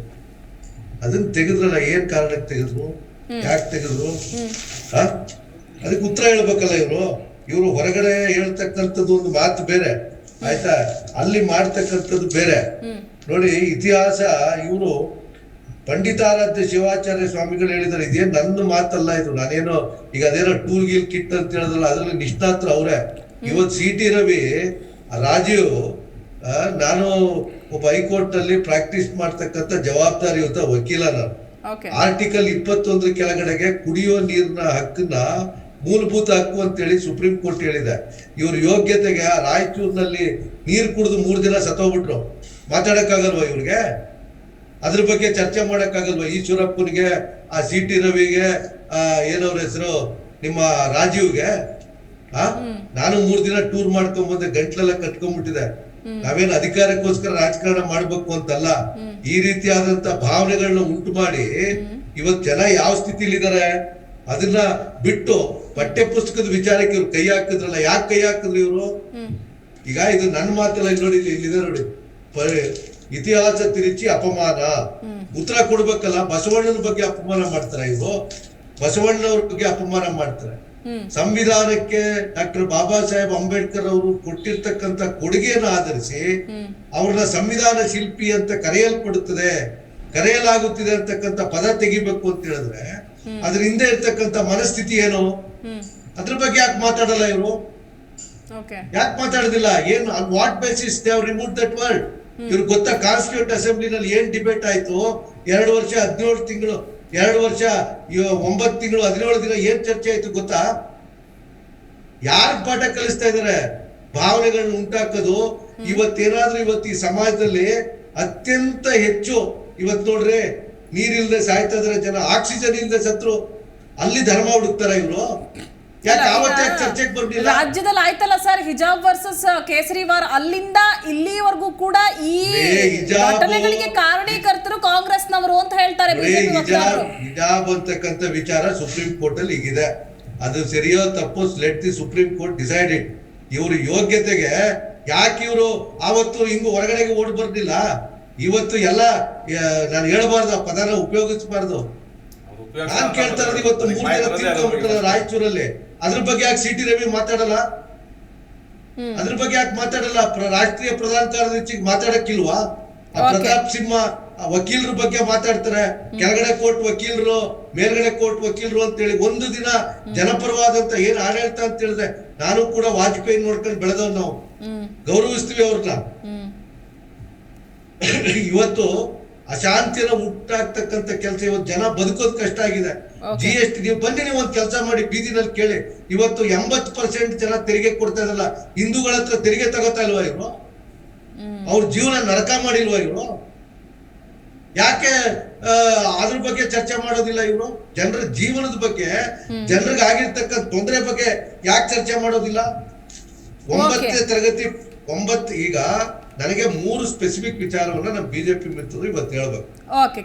ಇಲ್ಲಿದ್ರೆ ಇದು ದೊಡ್ಡ ಹೋರಾಟಕ್ಕೆ ದಾರಿ ಆಗ್ತದೆ. ಸಂವಿಧಾನ ಶಿಲ್ಪಿ ಅಂತಕ್ಕಂಥ ಪದವನ್ನ ತೆಗಿತಕ್ಕಂಥ ಹಿಂದೆ ಯಾಕೆ ತೆಗಿಬೇಕಾಗಿತ್ತು? ಒಂದು. ಎರಡನೇದು, ಕುವೆಂಪುರವರ ಭಾವಚಿತ್ರ ಇತ್ತು, ಆ ಪದ್ಯಗಳಿತ್ತು, ಅದನ್ನ ತೆಗಿತಕ್ಕಂಥ ಕೆಲಸ ಮಾಡಿದ್ರು. ಯಾಕೆ ತೆಗೆದ್ರು? ಮತ್ತೆ 3ನೇ ವಿಚಾರ, ಇವಾಗ ಪಠ್ಯ ಪುಸ್ತಕ ಸಮಿತಿನ ನೀವು ಬರಾಕಸ್ತು ಮಾಡಿ ಮರುಪರೀಕ್ಷೆಗೆ ನಿಮ್ದು ಅಬ್ಜೆಕ್ಷನ್ ತಗೊಂಬಂದು ಕೊಡಿ ಅಂತಾರಲ್ಲ, ಯಾರು ಮಾಡೋರು ಅದನ್ನ? ಓಕೆ ಪ್ರಶಾಂತ್ ಸರ್, ಕಾಂಗ್ರೆಸ್ನ ವಕ್ತಾರರು ಒಂದು 3 ಪ್ರಶ್ನೆಗಳನ್ನ ತಮ್ಮ ಮುಂದಿಟ್ಟಿದ್ದಾರೆ. ಏನು ತಮ್ಮ ಕಡೆಯಿಂದ ಉತ್ತರ ಏನು ಅಂತ ಈಗ ಚರ್ಚೆ ಮಾಡಬೇಕು ಅಂತ ಚರ್ಚೆ ಮಾಡೋಣ. ಕಾಂಗ್ರೆಸ್ ಅವರು ಏನು ಮಾಡಿದ್ರು, ಎಷ್ಟು ಅವಮಾನ ಮಾಡಿದ್ರು ಅಂತ ಅಂಬೇಡ್ಕರ್ ಅವರೇ ಅವ್ರ ಟೈಮಲ್ಲಿ ಹೇಳಿದ್ರು. ಲೋಕಸಭಾ ಸೋಲೋ ತರ ಮಾಡಿದವರು ಇವರು. ಸೊ ಇವ್ರು ಅವ್ರಿಗೆ ಯಾವುದೇ ತರವಾದ ಮರ್ಯಾದೆ ಕೊಟ್ಟಿಲ್ಲ ಅವರು. ಹೇಳ್ಕೊಳ್ಳೋದಷ್ಟೇ ಬಿಟ್ರೆ, ಅದು ಬಿಟ್ರೆ ಬೇರೆ ಏನು ಮಾಡಿಲ್ಲ ಅವ್ರು. ಯಾಕಂದ್ರೆ ನೀವು ಕೊಡೋದು ಬೇಡ ಅಂತಲ್ಲ, ನಾವು ಖಂಡಿತ ಮರ್ಯಾದೆ ಕೊಟ್ಟಿದ್ದೀವಿ. We always respect the constitution and the members of the constituent assembly and more so doctor BR Ambedkar for his all the efforts to bring downtrodden. So ಅದ್ರಲ್ಲಿ ಯಾವುದೇ ಒಂದು ತಪ್ಪಿತಸ್ಥನೂ ಇಲ್ಲ. ನಾವು ಯಾವುದೇ ತರಾನು ಅವಹೇಳನಕಾರಿ ಮಾತುಗಳು ಆಡಿಲ್ಲ ಅಂಬೇಡ್ಕರ್ ಅವ್ರ ಬಗ್ಗೆ. ಅಲ್ಲ, ಈಗ ಅವರು ಹೇಳ್ತಾ ಇದ್ರು ಅಹಮದ್ ಸರ್, ಕರೆಯಲಾಗುತ್ತದೆ ಅನ್ನೋ ಪದ ಬೇರೆ, ಕರೆಯಲ್ಪಡುತ್ತದೆ ಅನ್ನೋ ಪದ ಬೇರೆ. ಯಾಕೆ ಪದಗಳ ಬದಲಾವಣೆ ಆಯ್ತು ಅಂತ? ಪದಗಳ ಬದಲಾವಣೆ ಆಗಿದೆ, ಕಾಮಾ ಫುಲ್ ಸ್ಟಾಪ್ ಚೇಂಜ್ ಆಗಿದೆ ಅಂತ ಇವ್ರು ಏನೋ ಹುಡುಕೊಂಡು ಗಲಾಟೆ ಮಾಡ್ಬೇಕು ಅಂತ ಮಾಡ್ತಾ ಇರ್ತಾರೆ ಕಾಂಗ್ರೆಸ್. ಇದು ಈಗ ಒನ್ ಬೈ ಒನ್, ಈಗ ಕುವೆಂಪು ಅವ್ರದ್ದು ಫಸ್ಟ್ ಹೇಳಿದ್ರಲ್ಲ, ಒನ್ ಬೈ ಒನ್ ಆನ್ಸರ್ ಮಾಡ್ತೀನಿ. ಕುವೆಂಪು ಅವ್ರದ್ದು ಮೊದಲು ಬರಗೂರು ರಾಮಚಂದ್ರಪ್ಪ ಅವ್ರ ಇದರಲ್ಲಿ 7 ಬರಹಗಳಿತ್ತು ಕುವೆಂಪು ಅವ್ರ ಬಗ್ಗೆ. ಇವಾಗ 10 ಇದೆ ಈ ಹೊಸ ಸಮಿತಿಯಲ್ಲಿ. ಅಂಡ್ ಕೆಂಪೇಗೌಡರ ಬಗ್ಗೆ ಜಾಸ್ತಿ ಏನು ಇರ್ಲಿಲ್ಲ. ಬೆಂಗಳೂರು ಸ್ಥಾಪನೆ ಮಾಡಿದ್ರು, ಅವ್ರದ್ದು ಎಕ್ಸ್ಟ್ರಾ ತುಂಬಾ ದೊಡ್ಡದಾಗಿ ಬಂದಿದೆ. ಆಮೇಲೆ ಬಸವಣ್ಣ ಮತ್ತು ದಾಸಮೇರ ವಚನಗಳನ್ನು ಸೇರ್ಪಡೆ ಆಗಿವೆ. ಅಲ್ಲಿ ಇಲ್ಲಿ ಫ್ಯಾಕ್ಚುಯಲ್ ಎರರ್ಸ್ ಬಂದಿದೆ ಅಂತ ಬಂದಾಗ ಅದು ಏನೇನು ಕರೆಕ್ಷನ್ ಮಾಡಬೇಕು ಕರೆಕ್ಷನ್ ಮಾಡಿಸ್ತಾ ಇದ್ದಾರೆ. ಈಗ ಒಡಿಯಾರ್ ಫ್ಯಾಮಿಲಿ ಬಗ್ಗೆ ನೋಡಿದ್ರೆ 100 ವರ್ಷಗಳು ಮೈಸೂರು ರಾಜ್ಯ ಅಂತ ಅವಾಗ ಏನಿತ್ತು ಅದನ್ನ ಆಳಿದವರು. ಟಿಪ್ಪು ಸುಲ್ತಾನ್ ಇದ್ದಿದ್ದು ಬರೀ 17 ವರ್ಷ. ಕಾಂಗ್ರೆಸ್ ಅವರು ಟಿಪ್ಪು ಜಯಂತಿ ಮಾಡೋದ್ರಲ್ಲೇ ಕಾಲ ಕಳೆದ್ಬಿಟ್ಟು ಬಿಟ್ರೆ ಮೈಸೂರು ಮಹಾರಾಜ ಕೊಡ್ಬೇಕಾಗತ್ತೆ ಗೌರವ ಅದೆಲ್ಲೂ ಕೊಟ್ಟಿಲ್ಲ, ಅದು ಇದರಲ್ಲಿದೆ. ಆಮೇಲೆ ನೀವು 1 by 1 ತಗೊಂಡ್ರೆ ಟಿಪ್ಪುದು ಆಲ್ರೆಡಿ ಹೇಳಿದ್ದೀನಿ. ಈಗ ಭಗತ್ ಸಿಂಗ್ ಬಗ್ಗೆ ಮಾತಾಡಿದಾಗ ರಾಜ್ಗುರು ಮತ್ತೆ ಸುಖದೇವ್ನು ಅಷ್ಟೇ ಪ್ರಾಮುಖ್ಯತೆ ಕೊಡಬೇಕಿತ್ತು, ಅವ್ರು ಕೊಟ್ಟಿರ್ಲಿಲ್ಲ. ಅದನ್ನ ಸೇರ್ಪಡೆ ಆಗಿದೆ ಇವಾಗ. ಆಮೇಲೆ ರೈತರ ಬಗ್ಗೆ ನೇಗಿಲ ಯೋಗಿಯನ್ನ ಏನಿತ್ತು ಅದು ನಾವು ತೆಗೆದ್ವಿ ಅಂತ ಹೇಳ್ತಾ ಇದ್ದಾರೆ. ಅದು ಕಾಂಗ್ರೆಸ್ ರಿಜಿಮ್ ಅಲ್ಲಿ ತೆಗೆದು ಬಿಟ್ಟಿದ್ರು ಅದನ್ನ, ಪ್ರೀವಿಯಸ್ ಕಾಂಗ್ರೆಸ್ ಗೌರ್ಮೆಂಟ್ ಇದ್ದಾಗಲೇ ತೆಗೆದು ಬಿಟ್ಟಿದ್ರು ಅದನ್ನ.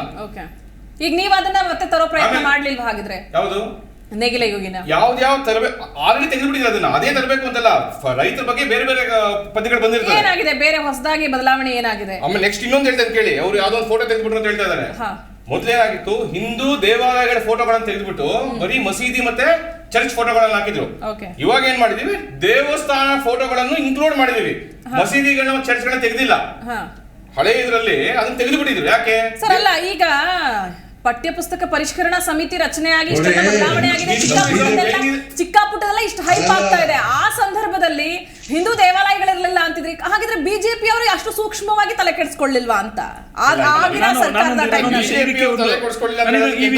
ಹೇಳಕ್ ಇಷ್ಟಪಡ್ತೀನಿ. ಅಲ್ಲ, ಈಗ ಕಾಂಗ್ರೆಸ್ ತಗೊಂಡಿರುವಂತಹ ಇನಿಷಿಯೇಟಿವ್ ನ ವಿರೋಧ ಪಕ್ಷದ ಸ್ಥಾನದಲ್ಲಿದ್ದಂತಹ ಬಿಜೆಪಿ ಮರೆತು ಹೋಯ್ತಾ ಅಂತ ಆ ಸಂದರ್ಭದಲ್ಲಿ ಈಗ ಹೇಳ್ತಿದ್ದೀರಿ ಆರೋಪನ? ಈಗ ಅವ್ರು ಹಾಕಿರ್ಲಿಲ್ಲ, ನಾವು ಹಾಕಿದೀವಿ ಅಂತ ಹೇಳ್ತಿದ್ದೀರಿ. ಅದನ್ನ ಇವತ್ತು ನಾವು ಅಧಿಕಾರದಲ್ಲಿ ಇದ್ದಾಗ ಅದನ್ನ ತಂದಿದ್ದೀವಿ. ಸೊ ಈಗ ಅವ್ರು 60 ವರ್ಷಗಳು ಮಾಡಿದ ತಪ್ಪುಗಳನ್ನ ನಾವು ಫಸ್ಟ್ 6 ವರ್ಷ ವಾಜಪೇಯಿ ಸರ್ಕಾರದಲ್ಲಿ ಮತ್ತೆ ಇವಾಗ 8 ವರ್ಷ ಮೋದಿ ಸರ್ಕಾರದಲ್ಲಿ ಸರಿಪಡಿಸ್ತಾನೆ ಇದೀವಿ ಅದನ್ನ. ಹಾಗಾಗಿ 60 ವರ್ಷ ಮಾಡಿರೋ ತಪ್ಪುಗಳನ್ನ ನೀವು ಯಾವ್ದೋ ಒಂದ್ ಟೈಮ್ ಅಲ್ಲಿ ಗಲಾಟೆ ಮಾಡಿದ ಸ್ಟೇಟ್ಮೆಂಟ್ ಕೊಟ್ಟಿಲ್ಲ ಅಂತ ಹೇಳೋ ತಪ್ಪು. ಯಾವುದೇ ಒಂದು ಇದ್ರು ಲಾಂಗ್ ಟರ್ಮ್ ವಿಷನ್ ಇಟ್ಕೊಂಡು ಗಲಾಟೆ ಮಾಡಿ ಅಂತ ನಾನು ಹೇಳಲಿಲ್ಲ, ಅದನ್ನ ಹೇಳ್ತಾ ಇರೋದು. ಬದಲಾವಣೆ ಕುರಿತು ಗಮನ ಹರಿಸಲಿಲ್ಲ. ಏನೇನ್ ತಪ್ಪುಗಳು ಮಾಡಿದಾರೋ ಆ ತಪ್ಪುಗಳನ್ನ ಚೇಂಜ್ ಮಾಡಿ ಜನಗಳ ಮುಂದೆ ಸತ್ಯ ಏನಿದೆ ಅದನ್ನ ತರುವ ಕಾರ್ಯಕ್ರಮವನ್ನು ಹೊಂದಿದ್ದೇವೆ. ಏನ್ ಹೇಳಕ್ ಇಷ್ಟಪಡ್ತೀನಿ, ಪಠ್ಯ ಪುಸ್ತಕದ ಬಗ್ಗೆ ಇಷ್ಟೊಂದು ನಾವು ಪ್ರಮುಖವಾಗಿ ಯಾಕೆ ಡಿಸ್ಕಷನ್ ಮಾಡ್ತೀವಿ ಅಂದ್ರೆ, ಮಕ್ಕಳು ಓದಬೇಕಂದಾಗ ಅವ್ರು ಯಾವ ರೀತಿ ದೇಶಕ್ಕೆ ಪ್ರಜೆಗಳಾಗ್ತಾರೆ, ಅವರ ಕೊಡುಗೆ ಏನಿರುತ್ತೆ ಅನ್ನೋದ್ರ ಬಗ್ಗೆ. ಈಗ ಪಠ್ಯ ಪುಸ್ತಕದ ಬಗ್ಗೆ ನಮ್ದು ವಿರೋಧ ಇದೆ. ಕುವೆಂಪು ಅವರ ಬಗ್ಗೆ ತಿದ್ದಿಂಥದ್ದು, ಇತಿಹಾಸವನ್ನ ತಿರ್ಚುವಂತ ಕೆಲಸ ಮಾಡಿದ್ದು, ಇವೆಲ್ಲೂ ಕೂಡ ನಮ್ದು ಕೂಡ ವಿರೋಧ ಇದೆ. ಆದರೆ ಪಠ್ಯ ಪುಸ್ತಕದ ಮೆಂಬರ್ಸ್ ಯಾರು ಇರ್ತಾರಲ್ಲ, 10 ಜನ ಮೆಂಬರ್ಸ್ ಅಲ್ಲಿ 9 ಜನ ಒಂದು ಸಮುದಾಯಕ್ಕೆ ಸೇರಿದವರು, ಅದ್ರ ಬಗ್ಗೆ ವಿರೋಧನ. ಯಾಕಂದ್ರೆ ಕೆಲವು ಒಂದೇ ಸಮುದಾಯದವರು ಸೇರಿದಾಗ ಅವರ ಮನಸ್ಸಲ್ಲಿ ಅಂತ ಬರುವಂತ ಭಾವನೆಗಳೇನು, ಅವ್ರು ನೋಡುವಂತ ದಿಕ್ಕೇನು, ಅದು ಪಠ್ಯ ಪುಸ್ತಕವಾಗಿ ಅಮೆಂಡ್ಮೆಂಟ್ ಆಗಿ ಬಂದಿದೆ. ಸೊ ಇದ್ರ ಬಗ್ಗೆ ನಾವು ಯೋಚನೆ ಮಾಡ್ಬೇಕು. ಮತ್ತೆ ನಾನು ಇನ್ನೊಂದು ವಿಷಯ ಹೇಳಕ್ ಇಷ್ಟಪಡ್ತೀನಿ. ನಾನು ಈಗ ನಾವೇನು ಶಿವಲಿಂಗವನ್ನು ಹುಡುಕಕ್ಕೆ ಹೋಗಿದ್ದೀವಿ, ಅದೆಲ್ಲ 200 ವರ್ಷ 300 ವರ್ಷಗಳಿಂದ ಮಸೀದಿಗಳನ್ನ ಹೊಡೆದು ದೇವಸ್ಥಾನ ಕಡಿದೀವಿ ಅಂತ ಹೇಳಕ್ ಹೋಗ್ತೀವಿ. ಆಗಿನ ಒಂದು ಸಾಮ್ರಾಜ್ಯವೇ ಹಾಗೆ ಒಡೆದು ಬಾಳುವಂತದ್ದು, ಸಾಮ್ರಾಜ್ಯ ಕಟ್ಟುವಂಥದ್ದು. ಅದ್ರ ಬಗ್ಗೆ ನಾವು ಈಗ ಯೋಚನೆ ಮಾಡ್ಕೊಂಡು ರಾಜಕೀಯ ಮಾಡೋದು ತಪ್ಪು. ಈಗ ನಾನು ಹೇಳ್ತಿರೋದು ಇಷ್ಟೇ ಸರ್. ಈಗ ಅಹಮದ್ ಸರ್, ನಾನು ಆಗ್ಲೇ ಕೇಳಿದೆ ನಿಮ್ಮನ್ನ, ಮುಂದಿನ ದಿನಗಳಲ್ಲಿ ಉಗ್ರ ಹೋರಾಟ ಮಾಡ್ಬೇಕಾಗತ್ತೆ, ಇನ್ನೂ ಹೆಚ್ಚಿನ ಒಂದು ಘಟನೆ ನೋಡ್ಬೇಕಾಗತ್ತೆ ಅಂತ ತಾವು ಕೂಡ ಒಂದು ಎಚ್ಚರಿಕೆ ಕೊಟ್ರಿ. ಹಾಗಿದ್ರೆ ಈ ಚಡ್ಡಿ ಪಾಲಿಟಿಕ್ಸ್ ನ ವಿವಾದ ಇದೆಯಲ್ಲ, ಇದು ಇಲ್ಲಿಗೆ ಮುಗಿಯುವಂತಹ ಯಾವುದೇ ಲಕ್ಷಣಗಳು ಕಾಣ್ತಿಲ್ಲ ಅಂತಲ್ಲ?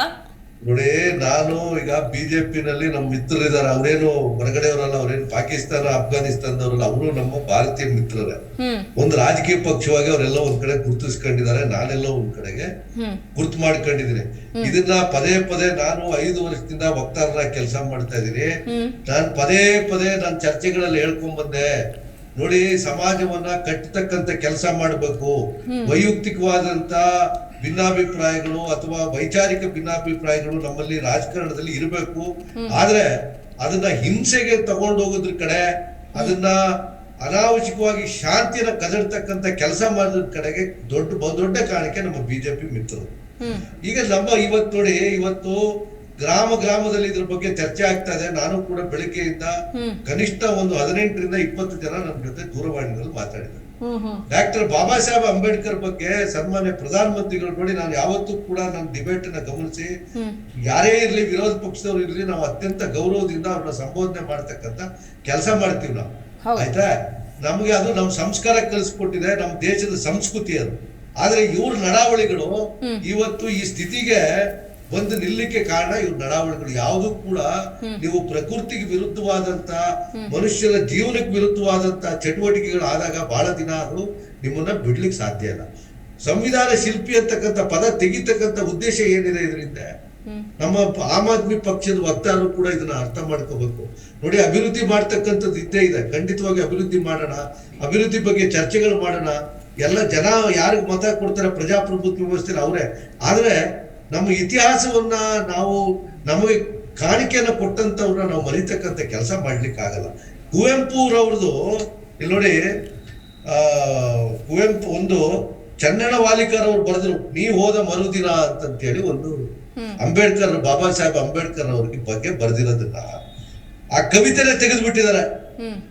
7ನೇ ತರಗತಿ ಸಮಾಜ ವಿಜ್ಞಾನದ ಪಠ್ಯ ಪುಸ್ತಕದಲ್ಲಿ ಅಂಬೇಡ್ಕರ್ ಅವ್ರ ತಂದೆ ತಾಯಿ ಹುಟ್ಟಿದ ಸ್ಥಳ ದಿನಾಂಕ ಇತ್ತು, ಅದನ್ನ ತೆಗೆದುಬಿಟ್ಟಿದ್ದಾರೆ.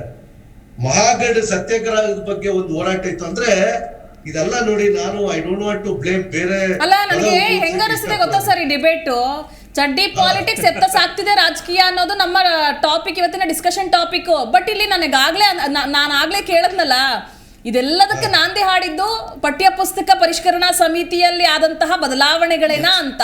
ಸೊ ಅದಕ್ಕೆ ಪೂರಕವಾದಂತೆ ಇಬ್ಬರ ಹೇಳಿಕೆಗಳು ಇದೆ, ಎರಡೂ ಪಕ್ಷಗಳ ಹೇಳಿಕೆಗಳಿದೆ ನನಗೆ.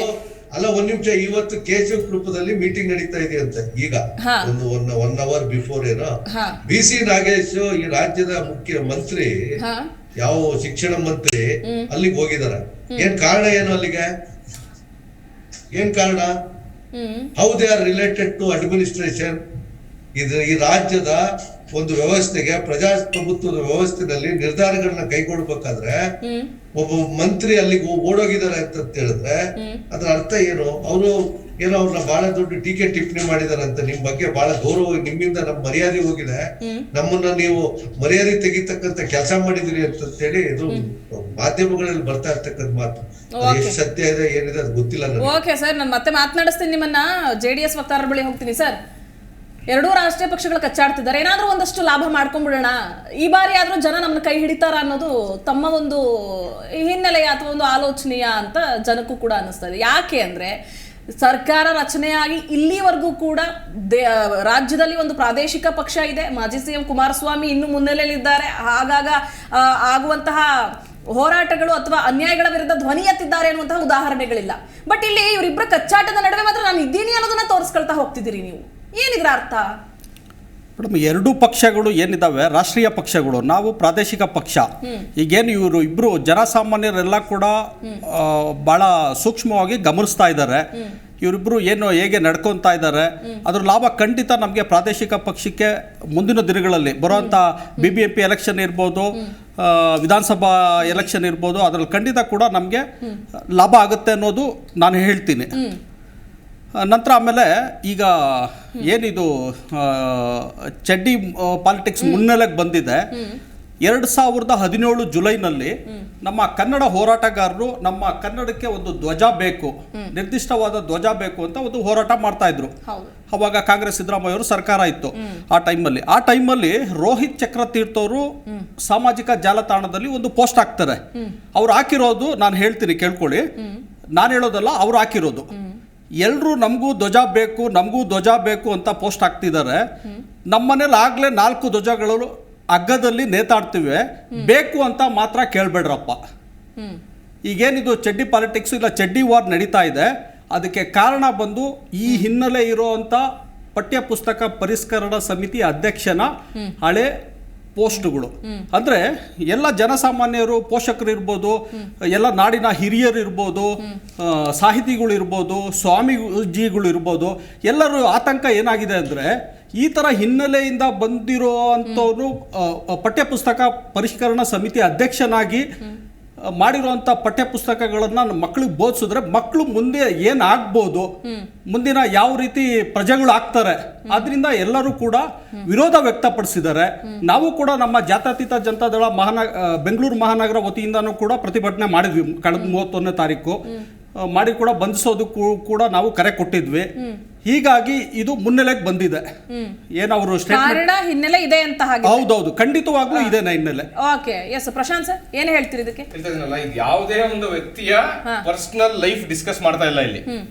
ಅವರು ಒಂದು ಕಮಿಟಿ ಅಧ್ಯಕ್ಷರಾಗಿ ಮಾಡಿದ್ರು, ಅವರೊಬ್ಬರೇ ಅಲ್ಲ, ಕಾಂಗ್ರೆಸ್ ವಕ್ತಾರರೇ ಒಪ್ಕೊಂಡ್ರು.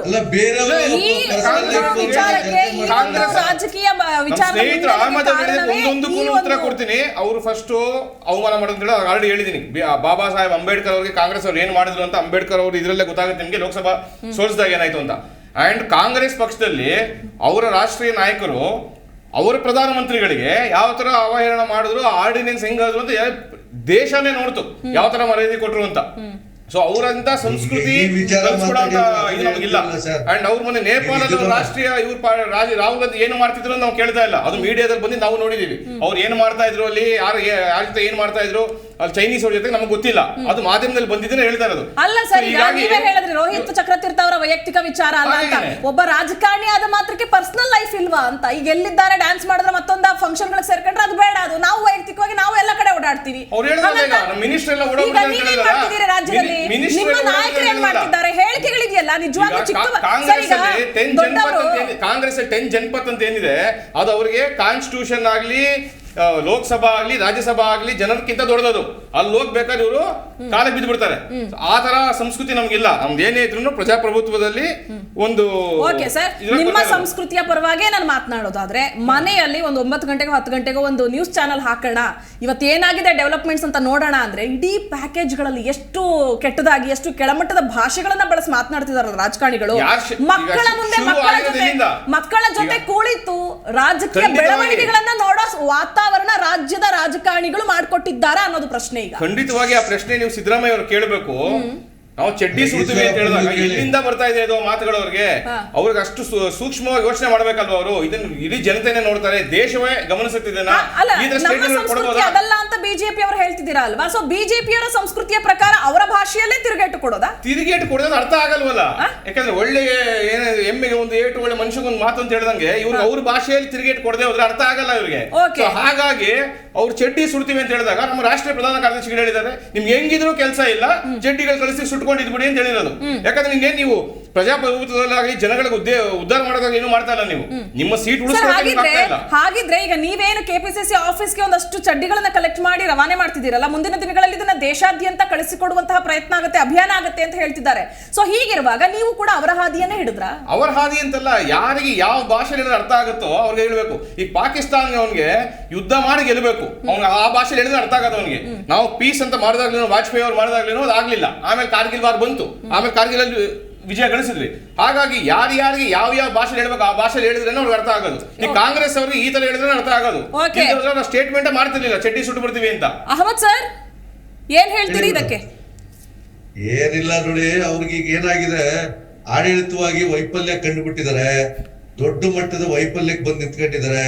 ಬರೀ ಕೇವಲ ಜನರಿಂದ ಆ ಜಜಿಯಾ ತೆರಿಗೆ ಅಂತ ವಸೂಲು ಮಾಡ್ತಿದ್ರಲ್ಲ, ಆ ರೀತಿ ಬಡವರಿಂದ ತೆರಿಗೆಯನ್ನ 1,68,000 ಕೋಟಿ ಅಂತ GST ಕಲೆಕ್ಷನ್ ಆಗಿರೋದು. ಇವ್ರಿಗೆ ಕುಡಿಯೋ ನೀರು ಕೊಡಲಿಕ್ಕೆ ಆಗ್ತಾ ಇಲ್ಲ, ಜನ ಆಕ್ಸಿಜನ್ ಈಗ ಇದ್ರ ಮಧ್ಯೆ ಏನಾಗಿದೆ, ಯಾವತ್ತು state GST 9%, central GST 9% collect ಮಾಡಿ ಸ್ಟೇಟ್ಸ್ ಇಂದ ಸೆಂಟರ್ ಕಲೆಕ್ಟ್ ಮಾಡಿ as devolution of taxes based on 15 finance ಇದು ಬಡವರಿಂದ ಕಲೆಕ್ಟ್ ಮಾಡ್ಕೊಳ್ತಾರಲ್ಲ, ಆ ಮೊದಲು ಅರ್ಥ ಮಾಡ್ಕೋಬೇಕು. GST ಬಗ್ಗೆ ಅವರು ತಪ್ಪಾಗಿ ಮಾಹಿತಿ ಕೊಡ್ತಾ ಇದ್ದಾರೆ. ಮೊನ್ನೆನೂ ಸಿದ್ದರಾಮಯ್ಯ ಅವರು ಮಾಡಿದ್ರು, ಕರ್ನಾಟಕಕ್ಕೆ ಬರ್ತಾ ಇಲ್ಲ ಅಂತ. GST ಕೌನ್ಸಿಲ್ ಆಫ್ ಸ್ಟೇಟ್ಸ್ ಯಾವುದೇ ಒಂದು ಇದು ತಗೊಳಕ್ಕಾಗಲ್ಲ. ಎಲ್ಲಾ ರಾಜ್ಯದವರು ಬಂದು ಎಲ್ಲಾ ರಾಜ್ಯದ ಪ್ರತಿನಿಧಿಗಳು, ಮುಖ್ಯಮಂತ್ರಿಗಳಾಗಿರ್ಬೋದು, ಸಚಿವರಾಗಿರ್ಬೋದು ಸೇರ್ಕೊಂಡು ಮಾಡೋ GST ಅದರಿಂದ ಫೈನಾನ್ಸ್ ಕಮಿಷನ್ ಎಲ್ಲಾ ಸ್ಟೇಟ್ಗಳಿಗೂ ಬಡವರಿಂದ ಕಲೆಕ್ಟ್ ಮಾಡಿ GST ತಿಂತ ಇದು ಸುಳ್ಳು. ಕಾಂಗ್ರೆಸ್ ಇಂದ ಬೇಸಿಕ್ಸ್ ಇಂದಾನೇ ತಪ್ಪದು. ಸಿದ್ದರಾಮಯ್ಯ ಅವರು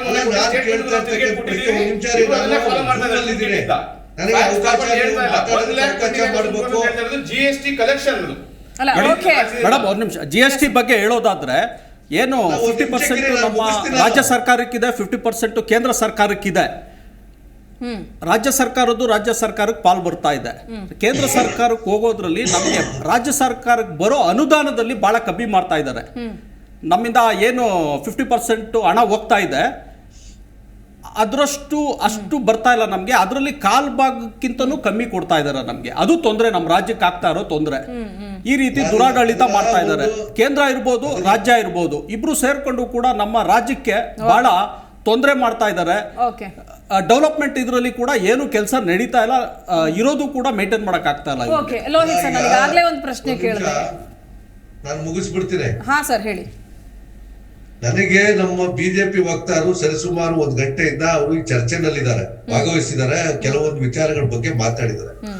ಯಾಕೆ ಕುವೆಂಪು ಅವ್ರಿಗಾಗಿರ್ತಕ್ಕಂಥ ಅವಮಾನ, ಕುವೆಂಪು ಅವ್ರನ್ನ ತೆಗಿತಕ್ಕಂಥದ್ರ ಬಗ್ಗೆ ಆಗಿರೋ ಅವಮಾನ, ಅಂಬೇಡ್ಕರ್ ಅವ್ರ ಬಗ್ಗೆ ಖಂಡನೆ ಯಾಕೆ ಮಾಡ್ತಾ ಇಲ್ಲ ಇವರು?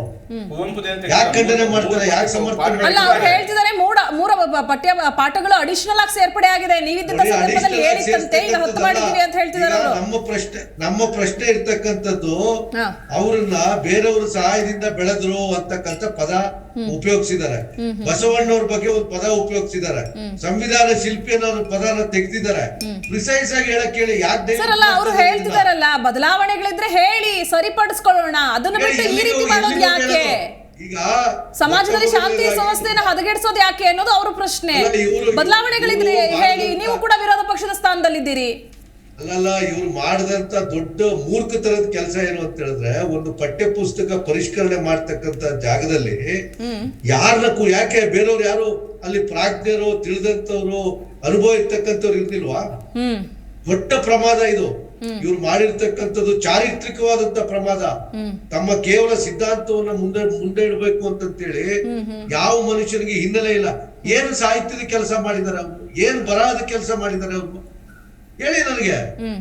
ಯಾವ ವಿಚಾರದಲ್ಲಿ, ಕನ್ನಡದ ಒಂದು ಭಾಷೆಯ ವಿಚಾರದಲ್ಲಿ, ಕನ್ನಡದ ಸಾಂಸ್ಕೃತಿಕ ವಿಚಾರದಲ್ಲಿ, ಕನ್ನಡದ ನೆಲದ ವಿಚಾರದಲ್ಲಿ ಪಠ್ಯ ಪುಸ್ತಕ ಪರಿಷ್ಕರಣೆ ಸಮಿತಿಗೆ ಇವರು ಅಧ್ಯಕ್ಷರು ಮಾಡ್ಕೊಂಡಲ್ಲ, ಆ ಮನುಷ್ಯನ ಕಾಂಟ್ರಿಬ್ಯೂಷನ್ ಏನು, ಅವರ ಕೊಡುಗೆ ಏನು?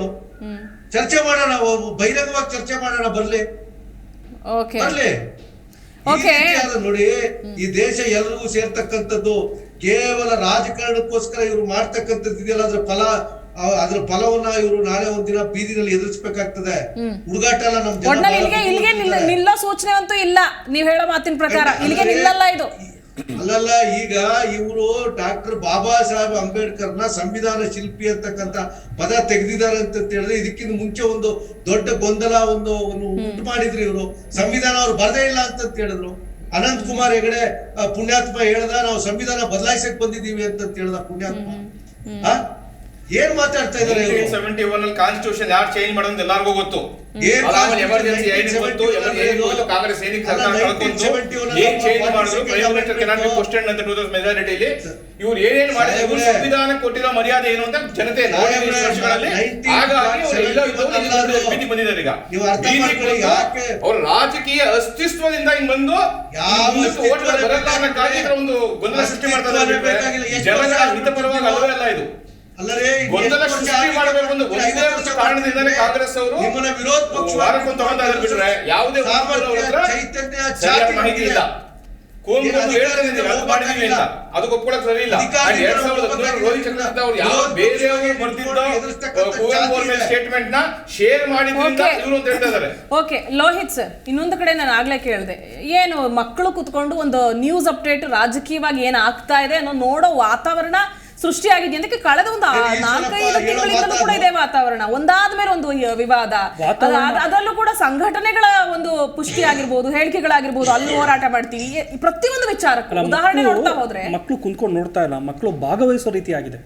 ನೀವು ಮಂಗಳೂರು ವಿಚಾರವನ್ನು ನೋಡಿದಾಗ ಹಿಜಾಬ್ ವಿಷಯದಲ್ಲಾಗಿರ್ಬೋದು, ಮಕ್ಕಳುಗಳನ್ನ ಮುಂದೆ ಕೂರಿಸ್ಕೊಳ್ಳೋರು ಹಿಂದ್ಗಡೆ ರಾಜಕೀಯ ಪಕ್ಷಗಳು ಇರ್ಬೋದು, ಎರಡು ಪಕ್ಷಗಳು ಏನಾಗ್ತಿದೆ ಅಂತ ಕೇಳಿದಾಗ ತಂದೆ ತಾಯಿಗಳು ಎಕ್ಸ್ಪ್ಲೈನ್ ಮಾಡಿದಾಗ ಮಕ್ಕಳ ಮನಸ್ಸಿನ ಮೇಲೆ ಯಾವ ರೀತಿ ಭಾವನೆ.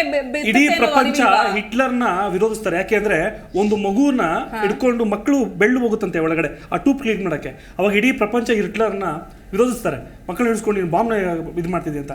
ಅದೇ ರೀತಿ ನಾವು ಅದು ಉಪಯೋಗಿಸ್ತಿಲ್ಲ, ಆದ್ರೆ ಮಕ್ಕಳ ಮನಸ್ಸಲ್ಲಿ ನಾವೇನು ತುಂಬ್ತಾ ಇದೀವಿ, ಆ ಬಾಂಬ್ಗಿಂತ ತುಂಬಾ ಡೇಂಜರ್ ಆಗಿರುವಂತ ಒಂದು ಅಪಾಯಕಾರಿಯಾದ ಕೆಲಸಗಳನ್ನ ಈ ಪಕ್ಷಗಳು ಮಾಡ್ತಿದ್ದಾವೆ.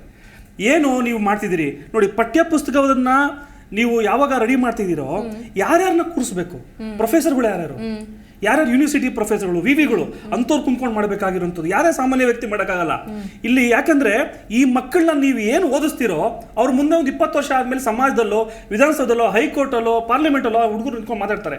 ಅವ್ರ ಮನಸ್ಥಿತಿನ ನಾವು ಕುಟುಂಬದಲ್ಲಿ ಏನು ನಾವು ಇರ್ತೀವಿ, ಜಾತಿನೋ ಧರ್ಮನೋ, ಅದನ್ನೆಲ್ಲ ನೀವು ಹೊರಗಡೆ ಹೋಗ್ಬೇಕಂದಾಗ ಒಡೆದು ದೇಶದ ಅಭಿವೃದ್ಧಿ ನೋಡು ಅಂತ ಹೇಳಬೇಕು. ನೀನು ಹೋಗ್ಬೇಕಂದಾಗ ನಿನ್ನ ರಸ್ತೆ ಚೆನ್ನಾಗಿದೆಯಾ, ನೀನು ಅಕ್ಕಪಕ್ಕದಲ್ಲಿರೋ ಸರಿಯಾಗಿದ್ದಾರಾ ಅನ್ನೋದ್ರ ಬಗ್ಗೆ ಯೋಚನೆ ಮಾಡಬೇಕು. ಅದು ಶಾಲೆ. ಅದು ಬಿಟ್ಟು ನಾವು ಏನು ಮಾಡ್ತಾ ಇದೀವಿ, ನಾವು ಎಲ್ಲವನ್ನು ತಿರ್ಸ್ತಾ ಇದೀವಿ. ಮತ್ತೆ ನಾವು ಇದೆಲ್ಲ ಬಿಟ್ಕೊಂಡ ಪಠ್ಯ ಪುಸ್ತಕದ ಬಗ್ಗೆ ಇವತ್ತೇನಾಯ್ತು, ಕೊನೆಗೆ ಚಡ್ಡಿಗೆ ಬೆಂಕಿ ಇಡುವಂತ ಕೆಲಸನೂ ಬಂತ. ಇದು ಮಕ್ಕಳು ಯಾವ ರೀತಿ ಇದನ್ನ ತಮಾಷೆಯಾಗಿ ತಗೋಬಹುದು. ನಮ್ಮಪ್ಪನೇ ಹೋಗಿ ಹೋರಾಟದಲ್ಲಿ ಯಾರೋ ಒಬ್ಬ ಚಡ್ಡಿ ಸುಡ್ತಾ ಇದ್ದಾನೆ, ನಾಳೆ ನಾನು ನಮ್ಮ ಅಪ್ಪನ ಚಡ್ಡಿ ಸುಟ್ರೆ ತಪ್ಪೇನು? ಅಲ್ಲ ಸರ್, ಇವೆಲ್ಲ ಆಗುತ್ತೆ. ಹೆಂಗಾಗೋಗಿದೆ ಗೊತ್ತಾ, ಒಂದ್ ರೀತಿ ನೀವು ನೋಡಿ, ನಾನು ಈ ನಾಯಕರಾಗಿರೋಂಥವ್ರಿಗೆ ಕೈ ಮುಗಿದು ಹೇಳ್ತೀನಿ, ಈ ರಾಜ್ಯ ನಿಮ್ಗೆಲ್ಲರೂ ಕೊಟ್ಟಿದೆ, ನಿಮಗೆ ಹೆಸರು, ಮನೆ, ಏನ್ ಬೇಕೋ ಎಲ್ಲ ಕೊಟ್ಬಿಟ್ಟಿದೆ. ಅಟ್ಲೀಸ್ಟ್ ಇನ್ನು ಕೆಲವು ದಿನಗಳು ನೀವು ಏನಿರ್ತೀರೋ ಒಳ್ಳೆ ಪದಗಳನ್ನ ಯೂಸ್ ಮಾಡಿ. ಇಲ್ಲಿ ಯಾರು ಕೂಡ ನೀವು ಮಾಸ್ ಹೀರೋಗಳಾಗಕ್ಕಾಗಲ್ಲ. This is not a mass country. ಇದಲ್ಲ, ಇದು ರಾಜ್ಯ ಮಾಸ್ ಅಲ್ಲ. ಇಲ್ಲಿ ಪ್ರೀತಿ ವಿಶ್ವಾಸ ಇರೋವಂಥ ಮಾತ್ರ ಬದುಕಬಲ್ಲ. ನೀವೇನೇ ಮಾಡಿದ್ರು ಮತದಾರ, ನೀವು ಪಠ್ಯಪುಸ್ತಕದ ಬಗ್ಗೆ ಮಾತಾಡಿ, ನೀವೇನಾದರೂ ದೊಡ್ಡ ಹೀರೋಯಿಸಮ್ ಮಾಡಿ, ಮತದಾರ ಮಾತ್ರ ಯೋಚನೆ ಮಾಡುವಂಥದ್ದು ಯಾವ್ದು ಒಳ್ಳೇದು ಅದಕ್ಕೆ ಮಾತ್ರ ಓಟ್ ಹಾಕ್ತಾನೆ. ಆದ್ರೆ ಆ ಮತದಾರ ಮೈದಲ್ಲಿ ಇದೀವಲ್ಲ ನಾವೆಲ್ಲ, ಏನು ಮೀಡಿಯಾ ಇದೀವಲ್ಲ, ಆ ಜನ ಇದೀವಲ್ಲ, ಮೈದಲ್ಲಿ ಇದೀವಲ್ಲ, ನಾವು ಅವ್ರನ್ನ ಇನ್ಫ್ಲೂಯೆನ್ಸ್ ಮಾಡ್ತೀವಿ. ಹಾಗಾಗಿ 303 ಸೀಟ್ ಕೊಟ್ಟಿರೋದು ಮತದಾರ ಯೋಚನೆ ಮಾಡೇನೆ. ಏನು ದೇಶಕ್ಕಾಗಿ ಸರ್, ನಾನು ಬಿಜೆಪಿ ಒಂದು ಮಾತಾಡಕ್ಕೆ ಇಷ್ಟಪಡ್ತೀನಿ, ನೇರವಾಗಿ ಹೇಳಕ್ ಬರ್ತೀನಿ. ಇವತ್ತು RSS ನ ಮರ್ಯಾದೆ ಏನು ಕಳೆದಿದ್ದೀರೋ ಅದು ಬಿಜೆಪಿ ಅವರಿಂದನೇ RSS ಮರ್ಯಾದೆ ಹೋಗಿರೋದು. ಬಿಜೆಪಿ ಅವ್ರು ಮಾಡ್ತಿರುವಂತ ಕೆಲಸಗಳಿಂದ RSS ಮರ್ಯಾದೆ ಹೋಗಿರೋದು. RSS ಇಲ್ಲಿವರೆಗೂ ಕೂಡ ಯಾವತ್ತೂ ಕೂಡ ನಾವು ನಿಮ್ಮ ಅಂಗ ಅಂತ ಹೇಳ್ಕೊಂಡ್ ಬಂದಿರಲಿಲ್ಲ. ಈಗ ಅಡ್ಮಿಟ್ ಮಾಡ್ಕೊಂಡಿದೆ. ನೀವು ಏನು ನಿರ್ಧಾರಗಳು ಪಕ್ಷದಲ್ಲಿ ತಗೊಂತಿರೋ ರಾಜ್ಯದಲ್ಲಿ, ಅದು RSSಗೆ ಅವಮಾನ ಆಗ್ತಿರುವಂತ ಕೆಲಸ. ನೋಡಿ, ಇಲ್ಲಿ ಹೇಳ್ತಾ ಇರೋದು ರಾಷ್ಟ್ರೀಯ ಸ್ವಯಂ ಸೇವಕ ಸಂಘಕ್ಕೆ ಯಾರು ಬಿಜೆಪಿ ಕಡೆಯಿಂದ ಅವಮಾನ ಮಾಡಿಲ್ಲ.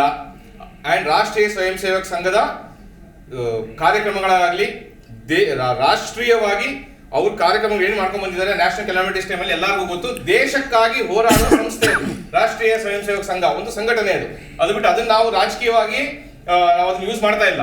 ರಾಷ್ಟ್ರೀಯ ಸ್ವಯಂ ಸೇವಕ ಸಂಘ ಒಂದು ದೇಶಕ್ಕಾಗಿ ಹೋರಾಡ್ತಾ ಇರುವ ಸಂಸ್ಥೆ ಅದು. ಅದಕ್ಕೆ ನೀವು ಪಾಲಿಟಿಕ್ಸ್ ತಂದು ತುಂಬ ಇದು ಮಾಡ್ತಾ ಇದ್ರೆ ಬಿಟ್ರೆ, ಈಗ ನೀವು ಮೋಹನ್ ಭಾಗವತ್ ಸ್ಟೇಟ್ಮೆಂಟ್ ಅವ್ರು ಏನ್ ಹೇಳ್ತಾ ಹೇಳಿದ್ರು, ಎಲ್ಲ ಮಸೀದಿಗಳಲ್ಲೂ ನಾವು ಶಿವಲಿಂಗ ಹುಡುಕೋತರ ಕಾರ್ಯಕ್ರಮ ಮಾಡೋದು ಬೇಕಿಲ್ಲ. ಎಲ್ಲರೂ ಅದು ಮುಂಚೆ DNA ಎಲ್ಲರದು ಒಂದೇ ಇತ್ತು. ಆ ಕಾಲದಲ್ಲಿ 300 ವರ್ಷಗಳ ಕೆಳಗೆ ಏನಾಯ್ತು, 400 ವರ್ಷಗಳ ಕೆಳಗೆ ಏನಾಯ್ತು, ಮುಸ್ಲಿಮ್ಸ್ ಆನ್ಸಿಸ್ಟರ್ಸ್ ಹಿಂದೂಗಳೇ ಆಗಿದ್ರು. ಆಗಿನ ಕಾಲಕ್ರಮೇಣ ಕನ್ವರ್ಷನ್ ಆಗಿ ಹಿಂದೂಗಳು ಮುಸ್ಲಿಮ ಕನ್ವರ್ಟ್ ಆದ್ಮೇಲೆ ಬಂದಿರೋದು. ಇವಾಗಿರೋ ಹಿಂದೂಸ್ ಆಗಲಿ ಮುಸ್ಲಿಮ್ಸ್ ಆಗಲಿ ಯಾವುದೇ ಸಂಬಂಧ ಇಲ್ಲ ಅಂತ ಮೋಹನ್ ಭಾಗವತ್ ಅವರು ಸ್ಟೇಟ್ಮೆಂಟ್ ಕೊಟ್ಟಿದ್ದಾರೆ. ಹಾಗಾಗಿ RSS ನ ಇಲ್ಲಿ ತಗೊಂಡ್ಬಂದು ಇದು ಮಾಡೋದು ಇದಿಲ್ಲ. ಬಿಜೆಪಿ ಮೇಲೆ ಮಾತಾಡ್ಬೇಕು, ಬಿಜೆಪಿ ಮಾತಾಡ್ಬೇಕು. ಇವ್ರು ಅದು ಬಿಟ್ಟು RSS ಬಗ್ಗೆ ಮಾತಾಡಿ ನೀವು ಅವ್ರು ಬಂದು ಮಾತಾಡಲಿ ಅಂತ ಯಾಕೆ ಹೇಳ್ಬೇಕು? ಈಗ ಅವ್ರು ಏನೋ ಇತ್ತು ಅಂದ್ರೆ RSS ಬಗ್ಗೆ ಯಾಕೆ ಮಾತಾಡ್ಬೇಕು ಅವರು? ಓಕೆ, ಅಹಮದ್ ಸರ್ ಕೊಟ್ಕೋತಾರೆ, ಬಿಟ್ಬಿಡಿ ನೀವು. ಈಗ ನಮ್ ಬಿಜೆಪಿ ವಕ್ತಾರರು ಹೇಳೋದು ಸರಿ ಇದೆ. ಈಗ ಇವ್ರನ್ನ ಯಾಕೆ ಮತ್ತೆ ಚರ್ಚೆಗೆ ಕರೆದ್ರಿ ನೀವು? ಬಿಜೆಪಿ ಅವ್ರನ್ನ ಕರೀಲೇಬಾರ್ದಾಗಿತ್ತಪ್ಪ ಚರ್ಚೆಗೆ ನೀವು. ಅಲ್ಲ, ನೀವು ಇವತ್ತು ಸರಿಯಾಗಿಲ್ಲ. ಫಸ್ಟ್ ಆಫ್ ಆಲ್ ದೇಶಕ್ಕೋಸ್ಕರ ಹೋರಾಟ ಮಾಡ್ತಾರೆ ಸಂಸ್ಥೆಯನ್ನ ನೀವು ಉಲ್ಲಂಘನೆ ಮಾಡಿದಾಗ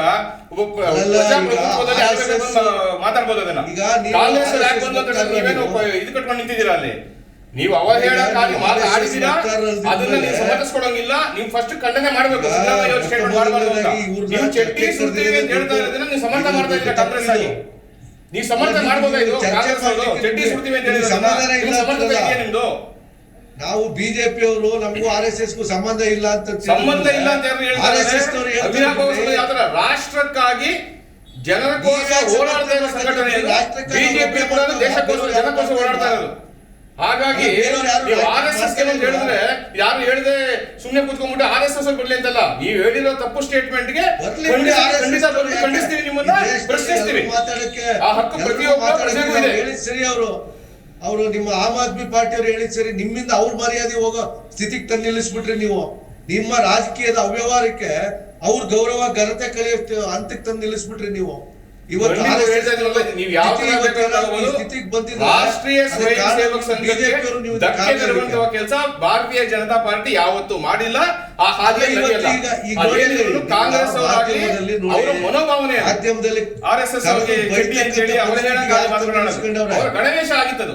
ಅದು 4-5 ವರ್ಷಗಳ ಮುಂಚೆ ಕಾಕಿ ಪ್ಯಾಂಟ್ ಬಂದಾಯ್ತು. ಇವರು ಅದನ್ನ ಚಡ್ಡಿ ಅಂತ ಅವಹೇಳನಕಾರಿ ಮಾತಾಡ್ತಾ ಇದ್ರು. ಅದೊಂದು ಗಣವೇಶವಾಗಿ ರಾಷ್ಟ್ರೀಯ ಸ್ವಯಂ ಸೇವಕ ಸಂಘ ಏನು ಯೂಸ್ ಮಾಡ್ತಾ ಇದ್ರು, ಇವರು ಅವಹೇಳನಕಾರಿಯಾಗಿ ಚಡ್ಡಿ ಅಂತ ಯೂಸ್ ಮಾಡ್ತಾ ಇದ್ರು ಕಾಂಗ್ರೆಸ್ ಅವರು.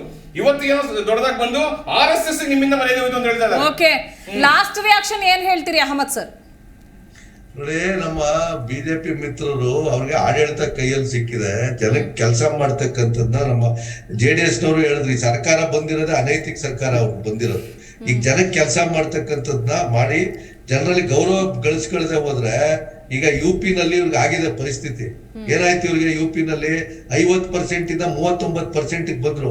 ಇವರು ಕೇವಲ ಇದೇನೋ ಕಾಂಗ್ರೆಸ್ನವ್ರು ಗೆದ್ದಿಲ್ಲ ಅಂತಲ್ಲ, ಇದು ಚಕ್ರ ಉರುಳುತ್ತದೆ. ಆಯ್ತಾ? ಇವತ್ತು ಎಲ್ಲಾ ಕಡೆ ಟೈಮ್ ಇಲ್ಲ, ಲಾಸ್ಟ್ ರಿಯಾಕ್ಷನ್ ತಗೋತೀನಿ ಸರ್ ಪ್ಲೀಸ್. ಲಾಸ್ಟ್ ರಿಯಾಕ್ಷನ್ ಇವರು ಜನಕ್ಕೆ ಇವರು ಸರಿಯಾದಂತ ರೀತಿಯಲ್ಲಿ ಆಡಳಿತ ನಿರ್ವಹಣೆ ಮಾಡದೇ ಇದ್ರೆ ಬೀದಿನಲ್ಲಿ ಇವರು ಜನ ಇವ್ರನ್ನ ಕತ್ತಿನ ಪಟ್ಟಿ ಇಟ್ಕೊಂಡು ಕೇಳ್ತಕ್ಕಂಥ ಸನ್ನಿವೇಶ ಮಾಡ್ಕೊತಾರೆ.